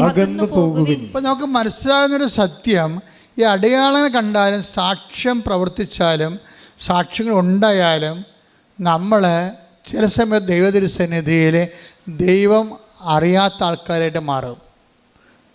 കാര്യം അത്ഭുതങ്ങളും അടയാളങ്ങളും ആധ്യാത്മികതയുടെ ഭാഗമല്ല. ശരിക്കും ആധ്യാത്മികതയുടെ ഒരു വരാൻ പോകുന്ന ദൈവത്തിൻ്റെ സ്നേഹത്തിൻ്റെ ഒരു അടയാളമായിട്ട് വരും. ഇപ്പം coming love of God, the sign of coming love of God. നമ്മളിലേക്ക് ദൈവം വന്ന് ചേർന്ന് ജീവിക്കുന്ന ജീവിതത്തിൻ്റെ ഒരു അറിവടയാളമായിട്ടാണ് ഇത് വരുന്നത്. പക്ഷേ അതിൽ തന്നെ ദൈവമായിട്ടുള്ള ബന്ധമല്ല. ശരിക്കും ദൈവമായിട്ടുള്ള ബന്ധം വേണമെങ്കിൽ എന്ത് ചെയ്യണം? അനീതി പ്രവർത്തിക്കുന്നവരെ എന്ന് വെച്ച് കഴിഞ്ഞാൽ സ്നേഹമില്ലാതെ പ്രവർത്തിക്കുന്നവരെ. നീതിയും സ്നേഹവും തമ്മിലാണ് ബൈബിള് കണക്ട് ചെയ്യണത്. അനീതി പ്രവർത്തിക്കണമെന്ന് വെച്ച് കഴിഞ്ഞാൽ സ്നേഹമില്ലാതെ പ്രവർത്തിക്കുന്നവരെ. കുറേ കാര്യങ്ങളൊക്കെ നടക്കാം, പക്ഷേ അതേസമയം നമ്മുടെ ഉള്ളിൽ ബേസിക്കായിട്ട് സ്നേഹം ഉണ്ടാകത്തില്ല. അപ്പോൾ ഇതിങ്ങനെ ദുരന്തം പിടിച്ച ക്രിസ്ത്യാനി ഇങ്ങനെ കുറേ എണ്ണം ഉണ്ട്. എന്ന് വെച്ചാൽ ഭയങ്കര ഉടമ്പടി. പല ആൾക്കാരുടെയും വിശ്വാസം പോയിരിക്കണേ എന്തുകൊണ്ടാണ്? ഇപ്പം നമ്മൾ നീലത്തിരി കത്തിക്കുമ്പോൾ തന്നെ മരുമോൾ എന്താണ്ട് അപ്പുറത്തുനിന്ന് പറയണത്, ശവം നീലത്തിരി കത്തിക്കാൻ തുടങ്ങിയിട്ടുണ്ട്. ഇവളുടെ കാര്യമൊക്കെ നടക്കാൻ വേണ്ടി ഇങ്ങനെ പറയും. ഇവളുടെ കയ്യിരിപ്പ് ദൈവത്തിന് അറിയാവാ. ഈ ജന്മത്തി അക്കരെ 1000 തിരി കത്തിച്ചാൽ ഇവർ രക്ഷപ്പെടത്തില്ല എന്നാണ് അടുക്കള എന്നുകൊണ്ട് ചിലപ്പോൾ അമ്മയമ്മ അല്ലെങ്കിൽ മരുമകളെ പറയണത് നിങ്ങളെക്കുറിച്ച്. എന്താ കാര്യം? നിങ്ങൾ ഏറ്റവും അറിയാവുന്നവരാരാണ്? നിങ്ങളുടെ വീട്ടിലുള്ളവരാണ്. ദൈവം കഴിഞ്ഞാൽ പിന്നെ നിങ്ങളെ അറിയാവുന്നവരാരാണ്? നിങ്ങളുടെ വീട്ടിലുള്ളവരാണ്. അപ്പം നിങ്ങൾ ഈ ഉടമ്പടിയൊക്കെ എടുത്ത് ഇങ്ങനെയൊക്കെ ജയിക്കുമ്പോൾ മറ്റുള്ളവർക്കറിയാം എത്ര ഉടമ്പടിക്ക് പോയിട്ടും ഇത് പണ്ട് പാക്കനാർ ചുരക്കായും കൊണ്ട് കാശി പോയ പോലെ ഇരിക്കുമെന്ന്. കാശി കൊണ്ടുപോയി ഗംഗാനദിയുടെ തീരത്ത് പാക്കനാർ പോയ വഴിക്കെല്ലാം നമുക്കറിയാമല്ലോ പറയിച്ച് പെറ്റ പന്തിരികുലത്തിലെ ഒരാളാണ് ഉളിയന്നൂർ പെരുങ്ങുന്തച്ഛനും പിന്നെ പാക്കനാരും. പാക്കനാർ കാശിക്ക് പോയപ്പോൾ പെണ്ണുമ്പോൾ പറഞ്ഞ് മനുഷ്യനെ ഈ ചുരക്കായും കൂടി കൊണ്ടുപോകുമെന്ന് പറഞ്ഞു. എന്താ കാര്യം എന്നറിയാമോ? വന്നതിനും പോയതിനും എല്ലാം പാക്കനാർ ഇവിടെ കഴുത്തിന് പിടിക്കും. അതാണ് പ്രശ്നം പെണ്ണുമ്പിള്ളയുടെ. അപ്പോൾ അങ്ങനെ ആൾക്കാരൊക്കെ മാനസാന്തരം ഉണ്ടായി. പുള്ളിക്കാരൻ കാശിക്ക് പോവുകയാണ്. അപ്പോൾ പെണ്ണുമ്പിള്ള പറഞ്ഞ് ചുരക്കായും കൂടി കൊണ്ടുപോകാൻ പറഞ്ഞു. അപ്പോൾ അത് എന്തെങ്കിലും ഒരു നൈവേദ്യത്തിനായിരിക്കും വിചാരിച്ചുകൊണ്ട് തിരിച്ചു കൊണ്ടുപോകാൻ കേട്ടാന്ന് പറഞ്ഞ് അവിടെ പൂജിച്ചിട്ട് തിരിച്ചു കൊണ്ടുപോകുമ്പോൾ നമുക്ക് അറിവിച്ച് കഴിഞ്ഞാൽ എല്ലാ രോഗം മാറുമെന്ന് പെണ്ണുമ്പിള്ള പറഞ്ഞിരിക്കുക. അങ്ങനെ ചുരക്കായും കായും കൊണ്ട് പാക്കനാർ പോയിരിക്കുകയാണ് കാശിക്ക്. പോയ എല്ലാ വെച്ചമ്പലത്തിലും കുടുംബക്ഷേത്രങ്ങളിലും എല്ലാം പാക്കനാർ തൊഴുകയും ചെയ്യും. അവിടെയുള്ള കുളത്തിലെല്ലാം ഈ ചുരക്ക കഴുകുകയും ചെയ്യും.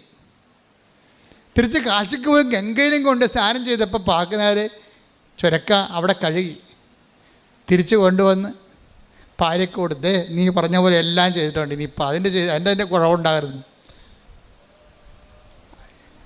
പെണ്ണും വിളിച്ച് വെട്ടിക്കീറി കഴുകി വെട്ടി കൊത്തി അരിഞ്ഞ് കറിവെക്കുകയും ചെയ്ത്. പക്ഷേ ചുരക്കാക്ക് കയ്പ്പാണ് ഭയങ്കര. അപ്പോഴേ പാക്കനായ പറഞ്ഞ് നീ കറിവെച്ചിട്ട് പിന്നെ ചുരക്കാക്ക് കയ്പ്പാണല്ല. അപ്പോൾ പെണ്ണുമ്പിള്ള ചിരിച്ച് എന്താ കാര്യം? ഇതുപോലെ നിങ്ങളുടെ അവസ്ഥയെന്ന്. ഇതുപോലെയാണ് നിങ്ങളുടെ അവസ്ഥയെന്ന്. എത്ര തീർത്ഥസ്ഥലിൽ കഴുകിയിട്ടും നിങ്ങൾക്ക് മാറ്റമൊന്നുമില്ല. എത്ര ഉടമ്പടി എടുത്തിട്ടും നിങ്ങൾ പഴയ ആളാണ്. തെറ്റുകൾ ആവർത്തിക്കുന്നു എന്ന് പറയണത്. തെറ്റുകൾ ആവർത്തിക്കുന്നു. ആ പഴയ ജീവിതത്തിൻ്റെ കയ്പ്പ്, സ്വഭാവത്തിൻ്റെ കയ്പ്പ് മാറണില്ല, മധുരമാകണില്ല, സ്നേഹം വരണില്ല. കുറേ അടയാളം കാണുന്നു, കുറേ സാക്ഷ്യം പറയുന്നതല്ലാതെ ഹൃദയത്തിന് ആ സ്നേഹത്തിലേക്കും ക്ഷമയിലേക്കും ആ കൈമാറ്റത്തിലേക്കും മറ്റുള്ളവരെ സന്ധിക്കുന്നതിലേക്കും ഒരു മധുരതമയിലേക്ക് വരണില്ല. കയ്പ്പാണ് ഇപ്പോഴും ഇരിക്കണത്.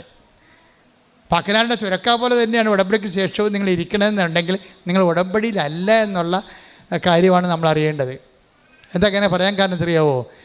പണ്ട് കർത്താവ് ഒരു ചേടത്തിയോട് പറഞ്ഞ് എന്താ പറഞ്ഞത്?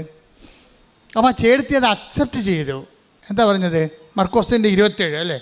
കാനങ്കാരിയോട് കാനങ്കാരി പറഞ്ഞ് എൻ്റെ മകള് ഭയങ്കര അസുഖമായിട്ട് കിടക്കുകയാണെന്ന് പറഞ്ഞു. പിശാച് ബാധിച്ചിരിക്കണമെന്ന് പറഞ്ഞു. മകള് അവളുടെ തലേ കൈവച്ച് പ്രാർത്ഥിച്ചൊരു അത്ഭുതം കാണിക്കണം, എൻ്റെ മകളെ രക്ഷപ്പെടുത്തണമെന്ന് കർത്താവിനോട് ഈ കാനങ്കാരി പറയും. അപ്പോൾ ഈശോ പറഞ്ഞൊരു വാക്കുണ്ട്. എന്താണ്? മർക്കോസ് 7:27. അവൻ പ്രതിവചിച്ചു. എന്താണ്? ആദ്യം മക്കൾ ഭക്ഷിച്ച് തൃപ്തരാകട്ടെ. മക്കളുടെ അപ്പമെടുത്ത് നായ്ക്കൾക്ക് എറിഞ്ഞു കൊടുക്കുന്നത് നന്നല്ല. അതാണ് ആദ്യം മക്കൾ ഭക്ഷിച്ച് തൃപ്തരാകട്ടെ. പൊതുവെ ഈ കമൻട്രി പുസ്തകങ്ങളിലൊക്കെ കിടക്കണ എന്താണെന്നറിയോ? മക്കളെന്ന് പറഞ്ഞാൽ ഇസ്രായേൽക്കാരും പുറത്തുള്ള വിജാതീയരായിട്ടുള്ള ഇസ്രായേൽക്കാരല്ലാത്ത ആൾക്കാരാണ് നായ്ക്കളെന്ന്. ശരിക്കും പറഞ്ഞാൽ അതാണോ? മക്കളെന്ന് പറയുന്നത് നിത്യജീവന് വേണ്ടി വിളിക്കപ്പെട്ട ആൾക്കാരുമുണ്ട്, ലോകജീവിതത്തിന് വേണ്ടി വിളിക്കപ്പെട്ട ആൾക്കാരുമുണ്ട്. ബൈബിളല്ലേ നമ്മൾ വ്യാഖ്യാനിക്കണത്, അല്ലാതെ അവിടുത്തെ ജിയോഗ്രാഫിക്കൽ സിറ്റുവേഷൻ സമുദായ സമവാക്യങ്ങളാണ് വ്യാഖ്യാനിക്കണത്. അല്ല, ബൈബിൾ എന്താ പറയണത്? ആരാണ് നായെന്ന് ബൈബിൾ പറയുന്നുണ്ട്. ബൈബിൾ പറയണത് ആരാണ്? മക്കളുടെ അപ്പം ഇവിടുത്തെ നായ്ക്കൾക്ക് കൊടുക്കുക വിഹിതമല്ല. ആരാണ് നായ? സുഭാഷിതം വായിച്ചേ, സുഭാഷിതം ഒരു 26:11 വായിച്ചേ. ആരാണ് നായ എന്ന് പറയുന്നുണ്ട് അവിടെ? സുഭാഷിതങ്ങൾ 26:11. ഭോഷത്വം ആവർത്തിക്കുന്നവൻ, തെറ്റുകൾ ആവർത്തിക്കുന്നവൻ, പറഞ്ഞേ, തെറ്റുകൾ ആവർത്തിക്കുന്നവൻ ഛർദിച്ചത് ഭക്ഷിക്കുന്ന നായയെ പോലെയാണ്. അതാണ് പ്രശ്നം. തെറ്റുകൾ ആവർത്തിക്കുന്നവനെയാണ് ബൈബിൾ നായ എന്ന് വിളിക്കുന്നത്. മനസ്സിലായില്ലേ? ഇത് അച്ഛൻ്റെ വ്യാഖ്യാനമല്ല, ഞാൻ ആ വ്യാഖ്യാനം എടുത്തത് പത്രോസിൽ നിന്നാണ് എടുത്തത്. 2 പത്രോസ് 2:20. നമ്മുടെ കർത്താവും, പറഞ്ഞേ, നമ്മുടെ കർത്താവും രക്ഷകനുമായ യേശുക്രിസ്തുവിനെ കുറിച്ചുള്ള അറിവ് മൂലം അവർ ലോകത്തിന്റെ മാലിന്യങ്ങളിൽ നിന്ന് ലോകത്തിന്റെ മാലിന്യങ്ങളിൽ നിന്ന് രക്ഷ പ്രാപിച്ചതിന് ശേഷം വീണ്ടും അവയിൽ കുരുങ്ങുകയും അവയാൽ തോൽപ്പിക്കപ്പെടുകയും ചെയ്യുന്നെങ്കിൽ അവരുടെ അന്ത്യസ്ഥിതി ആദ്യത്തേതിനേക്കാൾ മോശമായിരിക്കും. കാരണം തങ്ങൾക്ക് ലഭിച്ച വിശുദ്ധ കൽപ്പനയെക്കുറിച്ച് അറിഞ്ഞിട്ട് അതിൽ നിന്ന് പിന്മാറുന്നതിനേക്കാൾ അവർക്ക് നല്ലത് നീതിയുടെ വഴിയെക്കുറിച്ച് അറിയാതിരിക്കുകയായിരുന്നു. നായ് ഛർദിച്ചത് തന്നെ വീണ്ടും ഭക്ഷിക്കുന്നു. കുളിച്ച പന്നി ചെളിക്കുണ്ടിൽ വീണ്ടും ഉരുളുന്നു. അതാണ് സംഭവം. അതായത് നായ ഛർദിച്ചത് തന്നെ, ഇതേതാണ് നായ എന്ന് പറയണത്? ഈ ഛർദിച്ചത് തന്നെ പിന്നെയും തിന്നുന്ന ഒരു സ്വഭാവമാണ് നായ്ക്കുള്ളത്. ഇത് തന്നെ തെറ്റുകളെ വീണ്ടും വീണ്ടും ആവർത്തിക്കുന്ന ആളിനെയാണ് ബൈബിൾ നായ എന്ന് വിളിക്കുന്നത്. മനസ്സിലായില്ലേ? ഒരിക്കൽ കർത്താവിൻ്റെ ഉടമ്പടിയിലൂടെ നീ വന്നു, സാക്ഷ്യങ്ങൾ പറഞ്ഞു, വിശുദ്ധ ജീവിതം നയിച്ചതിന് ശേഷം വീണ്ടും അവയാൽ കുരുങ്ങുകയും അവയാൽ തോൽപ്പിക്കപ്പെടുകയും ചെയ്ത് നീ വീണു പോയാൽ ആരാണ് നീ നായയാണ്. എന്താണ്? തെറ്റുകൾ ആവർത്തിക്കുന്നു. സുഭാഷിതം എന്താ പറയണത്? 26:11 ഭോഷൻ തെറ്റുകൾ ആവർത്തിക്കുന്നു, അവൻ ഛർദിച്ച് തിന്നുന്ന നായയെപ്പോലെയാണെന്ന്.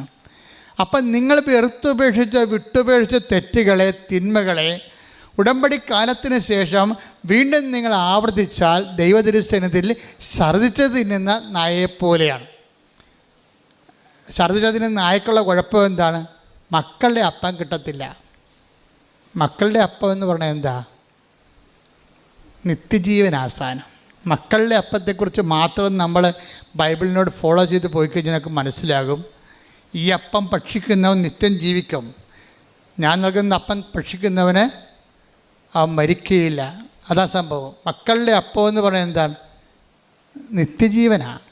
ദൈവത്തിൻ്റെ ഇഷ്ടമനുസരിച്ച് ജീവിച്ചുകൊണ്ട് ദൈവത്തിൻ്റെ ഇഷ്ടത്തിന് ഉടമ്പടിയുടെ ഒരു അത്ഭുതകാലം കഴിയുമ്പോൾ ആ വ്യക്തി ഉടമ്പടി വയറ്റിലേക്ക്, ഉടമ്പടി സിൽവർ ഗ്രേഡിലേക്ക് വരുമ്പോൾ ദൈവത്തിൻ്റെ ഇഷ്ടം, ദൈവത്തിനോടുള്ള മനുഷ്യനുള്ള സ്നേഹത്താൽ സ്വീകരിച്ചുകൊണ്ട് അത്ഭുതങ്ങളും അടയാളം കാണാത്ത ദൈവത്തിൻ്റെ തിരുമനസ് നിങ്ങളറിയാത്ത ഭക്ഷണം കൂടെ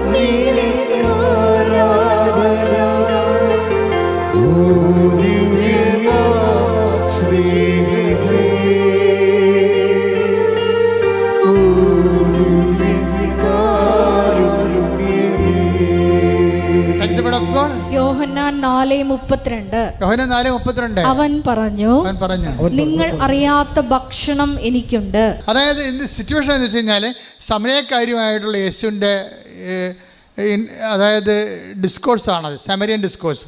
അവിടെ എന്താ പ്രശ്നം വെച്ച് കഴിഞ്ഞാൽ 12 പേരെയും. അപ്പോൾ ഇന്നലെ എൻ്റെ കപ്പേരസ് എന്നോട് പറയണേ, എൻ്റെ അച്ഛ ഈശോയുടെ കാര്യം ഓർത്തിട്ട് ഞാൻ വെളുപ്പിലിരുന്ന് കരഞ്ഞു പോയെന്ന്. ഞാൻ എന്നാ പരിപാടി? അതല്ല അച്ഛാ, ആ സമരക്കാരിയെ വിശ്വാസത്തേക്ക് വിളിക്കാൻ വേണ്ടി ഈശോ 12 പേരെയും പറഞ്ഞു വിട്ടില്ലേ? ഒരാൾക്ക് എന്തിനാണ് ഭക്ഷണം മേടിക്കാൻ 12 പേരെയും പറഞ്ഞു വിട്ടത്? ഞാൻ തന്നെ വിളിച്ചു പോയി. കർത്താവിൻ്റെ അൾത്താരയിൽ നിന്ന് ശുശ്രൂഷ ചെയ്യുന്നവൻ വെളുപ്പാൻ കാലത്ത് എഴുന്നേറ്റ് നിന്നിട്ട് കണ്ണീര് ചൊരിയുന്നു. ആരെക്കുറിച്ച് ഓർത്തിട്ടാ? മക്കളെക്കുറിച്ച് ഓർത്തിട്ടല്ല, ഭാര്യയെക്കുറിച്ച് ഓർത്തില്ല, കുടുംബത്തെക്കുറിച്ച് ഓർത്തില്ല, കർത്താവിനെക്കുറിച്ച് ഓർത്തിട്ട്. ഒരു വിശുദ്ധിയിലേക്കൊരു വ്യക്തിയെ വിളിക്കാൻ വേണ്ടി ആ മനുഷ്യൻ ചിന്തിച്ചപ്പോൾ പറയുന്നത്, അയാളോട് ഈശോ പറഞ്ഞത് ഞാൻ 12 പേരെയും പറഞ്ഞു വിട്ടായിരുന്നെന്ന്. എന്തിനാണ്? ഇവൾക്ക് 5 ഭർത്താക്കന്മാരുണ്ടായിരുന്നു. അത് നാട്ടുകാരെ കേൾപ്പിച്ച് പറയേണ്ട കാര്യമില്ലല്ലോ, അവരോട് പറയേണ്ടതല്ലേ. അതിൽ നിന്ന് അവളെ പിന്തിരിപ്പിക്കാൻ വേണ്ടി, മറ്റുള്ള കേൾക്കാതിരിക്കാൻ വേണ്ടി രഹസ്യമായിട്ട് ഞാൻ അവളോട് പറഞ്ഞതാണ്.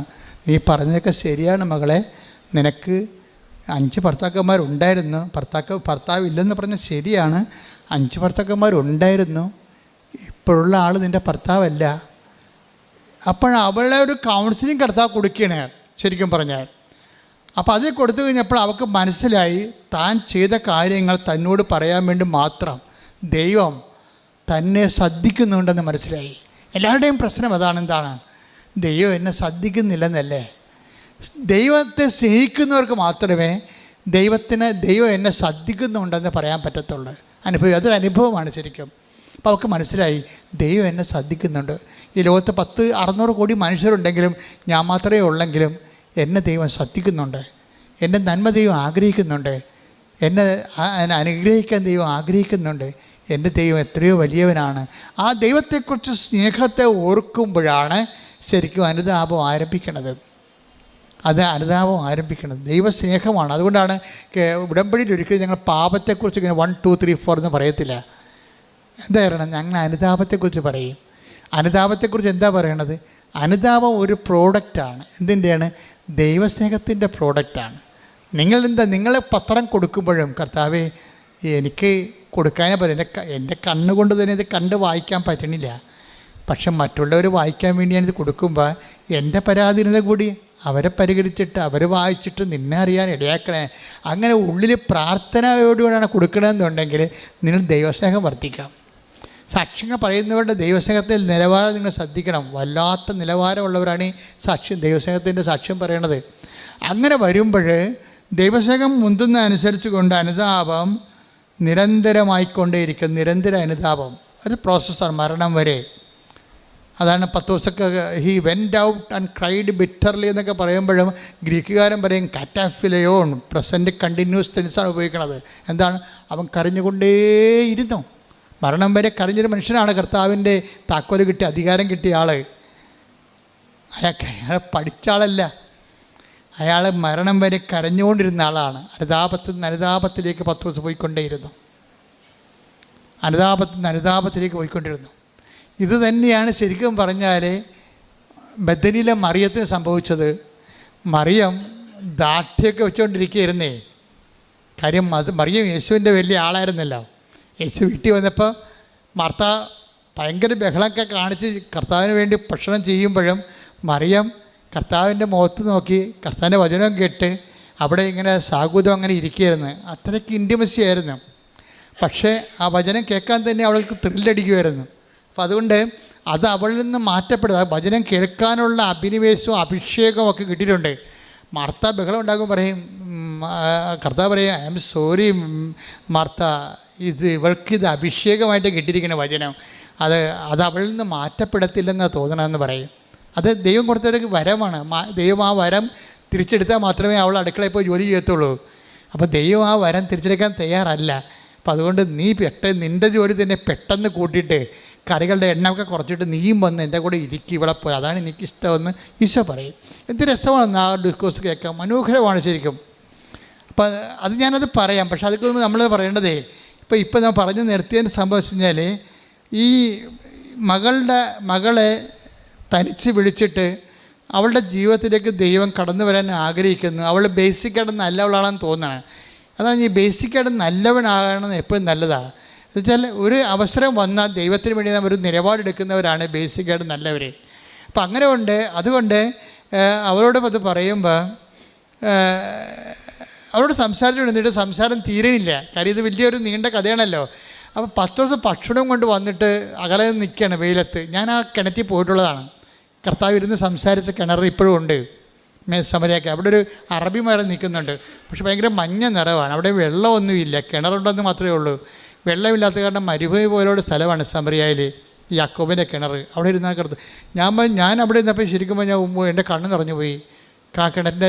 കിണറിൻ്റെ അരികിൽ നിന്നപ്പോൾ ഞാൻ പറഞ്ഞു, ഈശോ എന്ത് കഷ്ടമാണ്. ഒരു ആത്മാവിനെ വീണ്ടെടുക്കാൻ വേണ്ടി ഈ കിണറ്റിൻ്റെ കരയിൽ 43 ഡിഗ്രി ചൂടാണ് അപ്പോൾ ഉള്ളത്. അപ്പൻ്റെ ടെമ്പറേച്ചർ 43 ഡിഗ്രിയാണ്. ആ ചൂടിൽ ഇവളെയും കാത്ത് ഇവളോട് സംസാരിക്കാൻ നിൽക്കണം കർത്താവ്. എന്ന് വെച്ചാൽ അതുപോലെയുള്ള ജനലക്ഷങ്ങളാണ്, ഇനി കോടികളാണ് ഭൂമിയിലേക്ക് വരുന്നത്. അവർക്കെല്ലാം വേണ്ടിയുള്ള കർത്താവിൻ്റെ കരുതലും കാത്തു നിൽപ്പും എന്ന് വെച്ചാൽ നമ്മുടെ കാണുമ്പോൾ കണ്ണ് നിറഞ്ഞു പോകും. എന്നിട്ട് സംസാരം തീരാത്തപ്പോൾ അവനെ ഡിസ്റ്റർബ് ചെയ്യുന്നുണ്ട് പത്രോസ് പറയും, ഗുരു ഭക്ഷണം. അപ്പോൾ പത്രോസിനോട് ഈശോ പറയും, നിങ്ങളറിയാത്ത ഭക്ഷണം എനിക്കുണ്ടെന്ന് പറയും.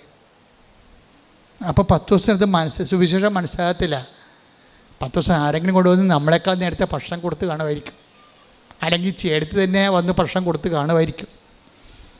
പക്ഷേ സംസാരം എല്ലാം പിരിഞ്ഞ് പോകുമ്പോൾ അവൾ പെട്ടെന്ന് നാട്ടിലിട്ട് പോയിട്ട് വലിയ സുവിശേഷ വേലയൊക്കെ ചെയ്തിട്ട് തിരിച്ചു വരും. അതിനുള്ളിൽ കർത്താവ് പറയും, നിങ്ങളറിയാത്ത ഭക്ഷണം എനിക്കുണ്ട്. എന്താ എൻ്റെ ഇഷ്ടം? എൻ്റെ ഭക്ഷണം എന്താണ്? എൻ്റെ പിതാവിൻ്റെ ഇഷ്ടം നിറവേറ്റുകയാണ് എൻ്റെ ഭക്ഷണം. അപ്പോൾ അടയാളങ്ങളില്ലെങ്കിലും ദൈവത്തിൻ്റെ ഒരു നീല ഉടമ്പടിക്കാരും ചാര ഉടമ്പടിക്കാരും ഒക്കെ ശ്രദ്ധിക്കേണ്ടത്, നിങ്ങൾക്ക് അടയാളങ്ങൾ ഉണ്ടാവാതിരിക്കാനാണ് ഞാൻ പ്രാർത്ഥിക്കുന്നത്. എന്താ കാര്യം എന്നറിയാമോ? ആ ഒരു മച്ചൂരിലേക്ക് ഉടമ്പടി ചെല്ലുമ്പോഴേ ദൈവ ഇഷ്ടം അന്നു വേണ്ട ആഹാരം ഡെയിലി ബ്രെഡായിട്ട് നമ്മളതിൽ കഴിച്ച് നിത്യതയ്ക്ക് വേണ്ടി നമ്മളെ തന്നെ ഒരുക്കും. അനുദിന ജീവിതത്തിൻ്റെ കാരണങ്ങൾ ഇതൊക്കെ നിങ്ങൾക്ക് ആവശ്യമാണെന്ന് എൻ്റെ സ്വർഗസ്ഥൻ. ഇപ്പം നിങ്ങൾ ദൈവത്തിൻ്റെ സ്വഭാവം ബീന വിജയൻ്റെ സാക്ഷ്യത്തിൽ നിന്ന് take the word of God 10:51 മർക്കോസ് 10:51.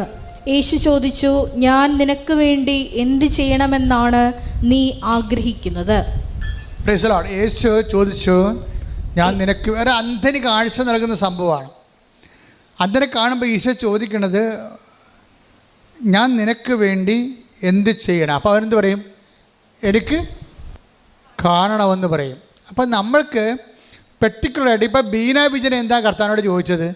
എനിക്ക് ജോലി വേണം, പക്ഷെ ഞാൻ ടീച്ചറാണ്, എനിക്ക് രാവിലെ പോകണം, എൻ്റെ 2 കുഞ്ഞുങ്ങളുണ്ട്, വൈകുന്നേരം വരണം. അങ്ങനെ ഒരു നേഴ്സിന് ജോലി കിട്ടുക, പക്ഷേ എനിക്ക് ജോലി തരണം, എനിക്ക് കുഞ്ഞുങ്ങളെ പോറ്റണ്ടേ.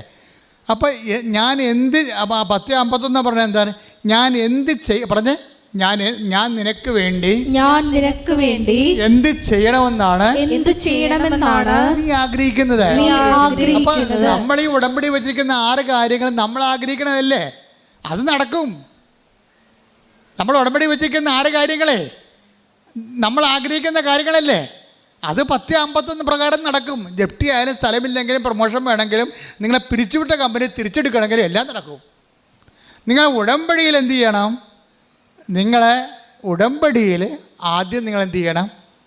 നിങ്ങളുടെ ആദ്യം ദൈവരാജ്യത്തെയും അതിൻ്റെ നീതിയെയും കുറിച്ച് നമുക്കൊരു അന്വേഷണമുണ്ട്. ഉടമ്പടി ഒരു അന്വേഷണമാണ്. എവിടെയാണ്, ഏത് മേഖലയിലാണ് ദൈവത്തിൻ്റെ രാജ്യവും നീതിയും എനിക്ക് നിറവേറ്റിപ്പോകും. അപ്പോൾ ദൈവത്തെക്കുറിച്ചുള്ള ചിന്തയും ദൈവവചനം അതിന് അനുപേക്ഷണീയമായ ഒരു ജീവിത പുനഃക്രമീകരണവുമാണ് ഉടമ്പടി ആവശ്യപ്പെടുന്നത്. ഇതിനകത്ത് വരുമ്പോൾ ഒരു ഭാഗം കഴിയുമ്പോൾ, അടയാളങ്ങളുടെ ഒരു കാലം കഴിയുമ്പോൾ, നമുക്കറിയാമല്ലോ ബൈബിളിൻ്റെ ഒരു ചിട്ടവട്ടങ്ങളിൽ നോക്കിയാൽ മനസ്സിലാകും. ബൈബിള് ഒരു 15-ാം അധ്യായം പറയും. മർക്കോസിൻ്റെ സുവിശേഷം എടുക്കാം. മർക്കോസിൻ്റെ സുവിശേഷത്തിൽ ഒരു 18 അധ്യായം ഉണ്ടെന്ന്, 16 അധ്യായമുണ്ട്. 16 അധ്യായം എന്ന് പറയുമ്പോൾ 8 അധ്യായം കഴിയുമ്പോൾ പിന്നെ അത്ഭുതങ്ങളില്ല. യോഹന്നാന്റെ സുവിശേഷം എത്ര ഉണ്ട്? 21 അധ്യായങ്ങളുണ്ട്. ആ ലാസറിനെ ഉയർപ്പിച്ച് കഴിഞ്ഞാൽ പിന്നെ അത്ഭുതങ്ങളില്ല. 11-ാം അധ്യായത്തിൽ വെച്ച് ക്ലോസ് ചെയ്യും, ഷഡ് ചെയ്യും. എല്ലാ അടയാളങ്ങളും ഷഡ് ചെയ്യും. ലുക്കാൻ്റെ സുവിശേഷത്തിൽ അത് തന്നെ സംഭവം. 24 അധ്യായങ്ങളുണ്ട്. 12 അധ്യായത്തെ വെച്ച് അടയാളങ്ങൾ ക്ലോസ് ചെയ്യും. അടയാളം ഒരു കാലമാണ്, ദൈവത്തിലേക്ക് നിന്നെ വളർത്തിക്കൊണ്ടുവരുന്നൊരു കാലമാണ്. പിന്നെ നമ്മൾ അടയാളമില്ലാത്ത കാലം അമ്മയോടൊപ്പം ജീവിക്കും. നമ്മൾ അടയാളമില്ലെങ്കിലും അമ്മയോടൊപ്പം ജീവിക്കും. എന്താ കാര്യം? അടയാളമെന്ന് പറയണത് അന്നന്ന് വേണ്ട ആഹാരം പോലെയാണ്. എന്താണ്? അങ്ങയുടെ ഇഷ്ടം നിറവേറ്റുകയാണ്, എൻ്റെ പിതാവിൻ്റെ ഇഷ്ടം നിറവേറ്റുകയാണ്. നിങ്ങളറിയാത്ത ഭക്ഷണം എനിക്കുണ്ട്. എന്താണ് കാര്യം? എൻ്റെ പിതാവിൻ്റെ ഇഷ്ടം നിറവേറ്റുകയാണ് എൻ്റെ ആഹാരം. ചില കാര്യങ്ങൾക്ക് അടയാളങ്ങൾ കിട്ടിയില്ല എന്നുണ്ടെങ്കിൽ അപ്പോൾ അടയാളം കിട്ടുന്ന വെള്ളിയാണെങ്കിൽ അടയാളം കിട്ടാതെ തന്നെ നിലനിൽക്കുകയും അതേസമയം നീ അത് അക്സെപ്റ്റ് ചെയ്യുകയും ചെയ്യുമ്പോൾ അത് ദൈവഹിതമാകുകയും സ്വർണ്ണമാകുകയും ചെയ്യും.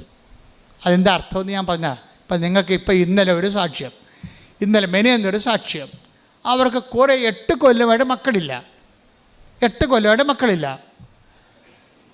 മെനയെന്നത്തെ സാക്ഷ്യമാണ്. 8 കൊല്ലമായിട്ട് അവർക്ക് മക്കളില്ല. അപ്പോൾ പല തരത്തിലുള്ള സംഭവങ്ങളൊക്കെ ചെയ്തിട്ടും ഈ ശാസ്ത്രീയമായ മേഖല നോക്കിയിട്ട് അവർക്ക് മക്കളില്ല. പക്ഷെ ഉടമ്പടി എടുത്തപ്പോൾ അന്ന് തന്നെ അവർ ആ ആഴ്ചത്തിന് അവർ പ്രഗ്നൻ്റ് ആകും. പക്ഷെ എത്രയാണ്? ആ 8 കൊല്ലത്തെ കുടിശ്ശിക അരിയറും തീർത്തുകൊണ്ടാണ്. ഇപ്പോൾ ഒരു കൊല്ലം ഒരു കൊച്ചിനെ പ്രസവിക്കണമെങ്കിൽ അതിനെ വളർത്തി പാൽ കൂടി മാറണമെങ്കിൽ 2.5 കൊല്ലം വേണമല്ലോ, അല്ലേ? അപ്പോൾ 3 പിള്ളേർക്ക് എത്ര കൊല്ലം വേണം? 2.5 വെച്ച് കണക്കാക്കി കഴിഞ്ഞാൽ 8 കൊല്ലം വേണം. അപ്പോൾ 8 കൊല്ലം പിള്ളേരില്ലായിരുന്നിട്ട് 8ാമത്തെ കൊല്ലം ഉടമ്പടി എടുത്തപ്പോൾ 3 പിള്ളേർ ഒരുമിച്ച് കൊടുക്കുക. അതിൻ്റെ അർത്ഥം അതാണ്. അപ്പോൾ ഒറ്റ ആശുപത്രി കിടപ്പേ ഉള്ളതിൻ്റെ അത്. അല്ലെങ്കിൽ നമ്മൾ ഓരോ കൊച്ചിനും പോയി ആശുപത്രി കിടക്കണ്ടേ? 1 ലക്ഷമോ 1.5 ലക്ഷമോ നിങ്ങളുടെ സാമ്പത്തിക നിലവാരം പോലെ അപ്പോഴപ്പം മുടക്കണം. ഇത് ഒറ്റ ആശുപത്രി കിടപ്പം 3 പിള്ളേർ 8 കൊല്ലം ഒന്നിച്ചു തരാൻ ദൈവത്തിന് കഴിയും. ഞാൻ ആ സാക്ഷ്യം കേട്ടപ്പോൾ ഞാൻ ഞെട്ടിപ്പോയി. കാര്യം ഈ സാക്ഷ്യം ആവർത്തിക്കുന്നുണ്ട്. എപ്പോഴും ഇങ്ങനെ എല്ലാ കൊല്ലവും ഇങ്ങനെ 3 കുഞ്ഞുങ്ങൾ 12 കൊല്ലം മക്കളില്ല, 12ാമത്തെ കൊല്ലം 4 കുഞ്ഞുങ്ങൾ ഒരുമിച്ച് പ്രസവിക്കും. ആ പഴയ സാക്ഷികൾ നോക്കിയാൽ മതി. എന്നുവെച്ചാൽ ഇത്രയും നാളുള്ള കുരിശുകയും അരിയറും ചേർത്ത് ഒരുമിച്ച് തരാൻ ദൈവത്തിന് കഴിയും. 4 ആശുപത്രി കിടപ്പും 4 പ്രസവ ലീവിന് പകരം ഒറ്റ പ്രസവ ലീവും ഒറ്റ ആശുപത്രി കിടപ്പും ഒറ്റ തവണ തീർപ്പാക്കും. കണ്ട് ഇത് ദൈവത്തിന് കഴിയണതാണ്. അതാണ് നിങ്ങൾ എന്താണ് ആഗ്രഹിക്കുന്നത് അതുപോലെ ചെയ്യും. പക്ഷേ ഇതൊക്കെ ദൈവം ചെയ്യണത് കാര്യങ്ങളാണ്. ഉടമ്പടി എന്ന് പറയുമ്പോൾ ഇതിൻ്റെ ഒരു വലിയ ഒരു സംഭവമാണ്. അതായത് ദൈവം ഒറ്റത്തവണ തീർപ്പാക്കിയിട്ട് ഇത്രയും നാളുള്ള നിൻ്റെ കണ്ണീരിനെല്ലാം ഒറ്റ ഉത്തരം തരും. പക്ഷേ എന്താ പ്രശ്നം വെച്ച് കഴിഞ്ഞാൽ, പ്രശ്നമെന്ന് പറഞ്ഞാൽ ഞാൻ ഭയങ്കര സീരിയസ് ആണ് ഈ വിഷയത്തിൽ. ദൈവം ഇത്രയും നല്ലവനായിട്ടും ദൈവം ഇത്രയും കൃത്യമായിട്ടും ദൈവം അരിയറ് ചേർത്ത് കുടിശ്ശിക സഹിതം കൊടുക്കുമ്പോഴും ആ വ്യക്തിക്ക് ദൈവത്തിനേക്ക് നിനക്ക് 4 കുഞ്ഞുങ്ങളെ കിട്ടി.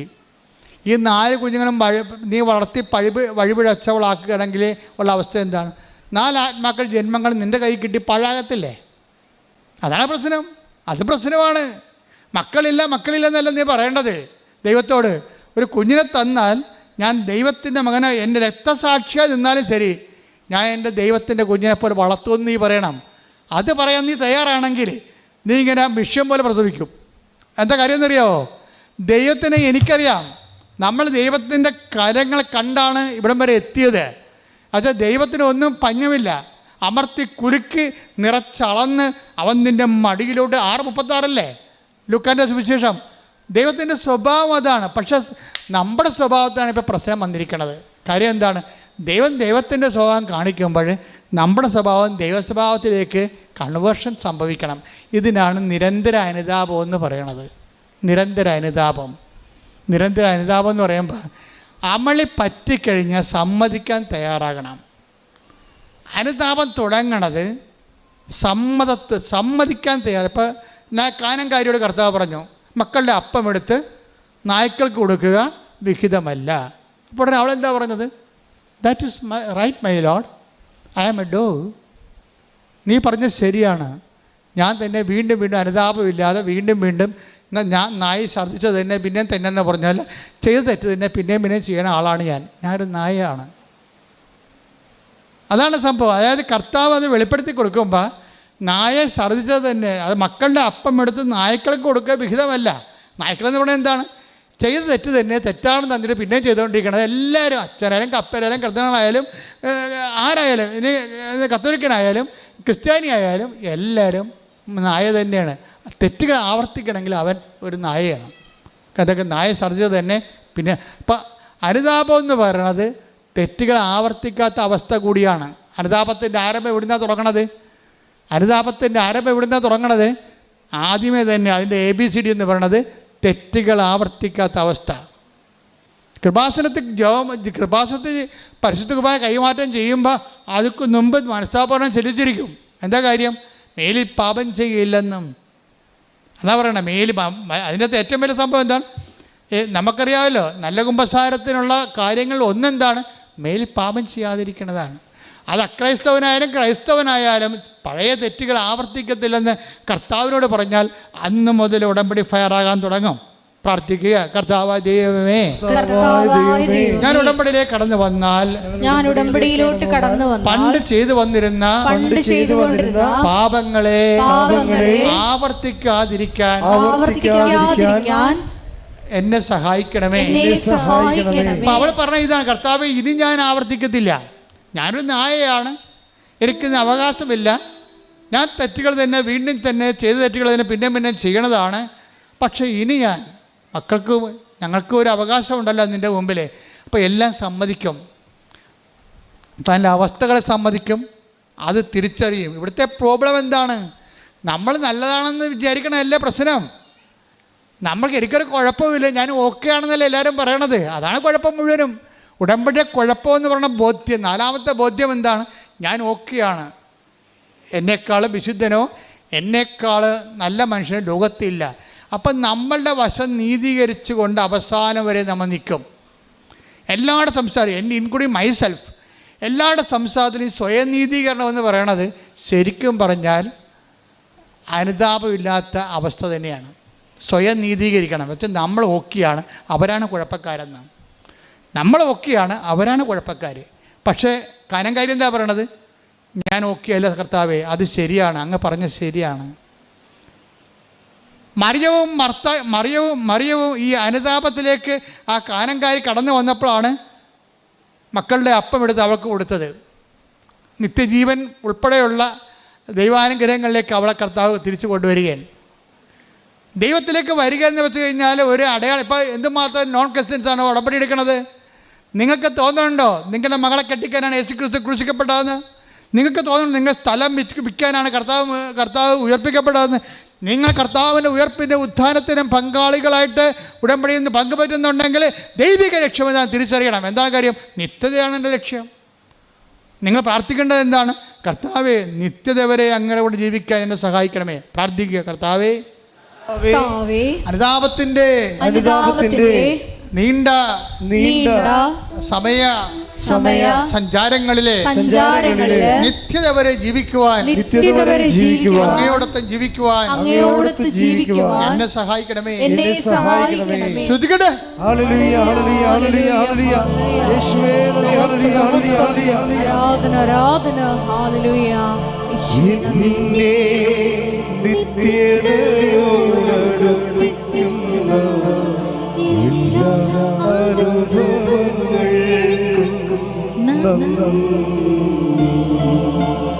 എന്നെ നല്ല ശിക്ഷയാക്കിയിടുന്ന എല്ലാ കുറവുകൾക്കും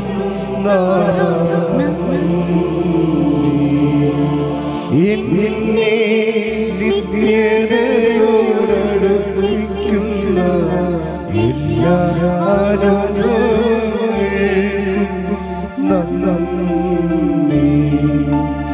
എന്നെ നല്ല ശിക്ഷയാക്കിയിടുന്ന എല്ലാ കുരിശുകൾക്കും പരിശുദ്ധ പരമ ദിവ്യകാരുണ്യത്തിന്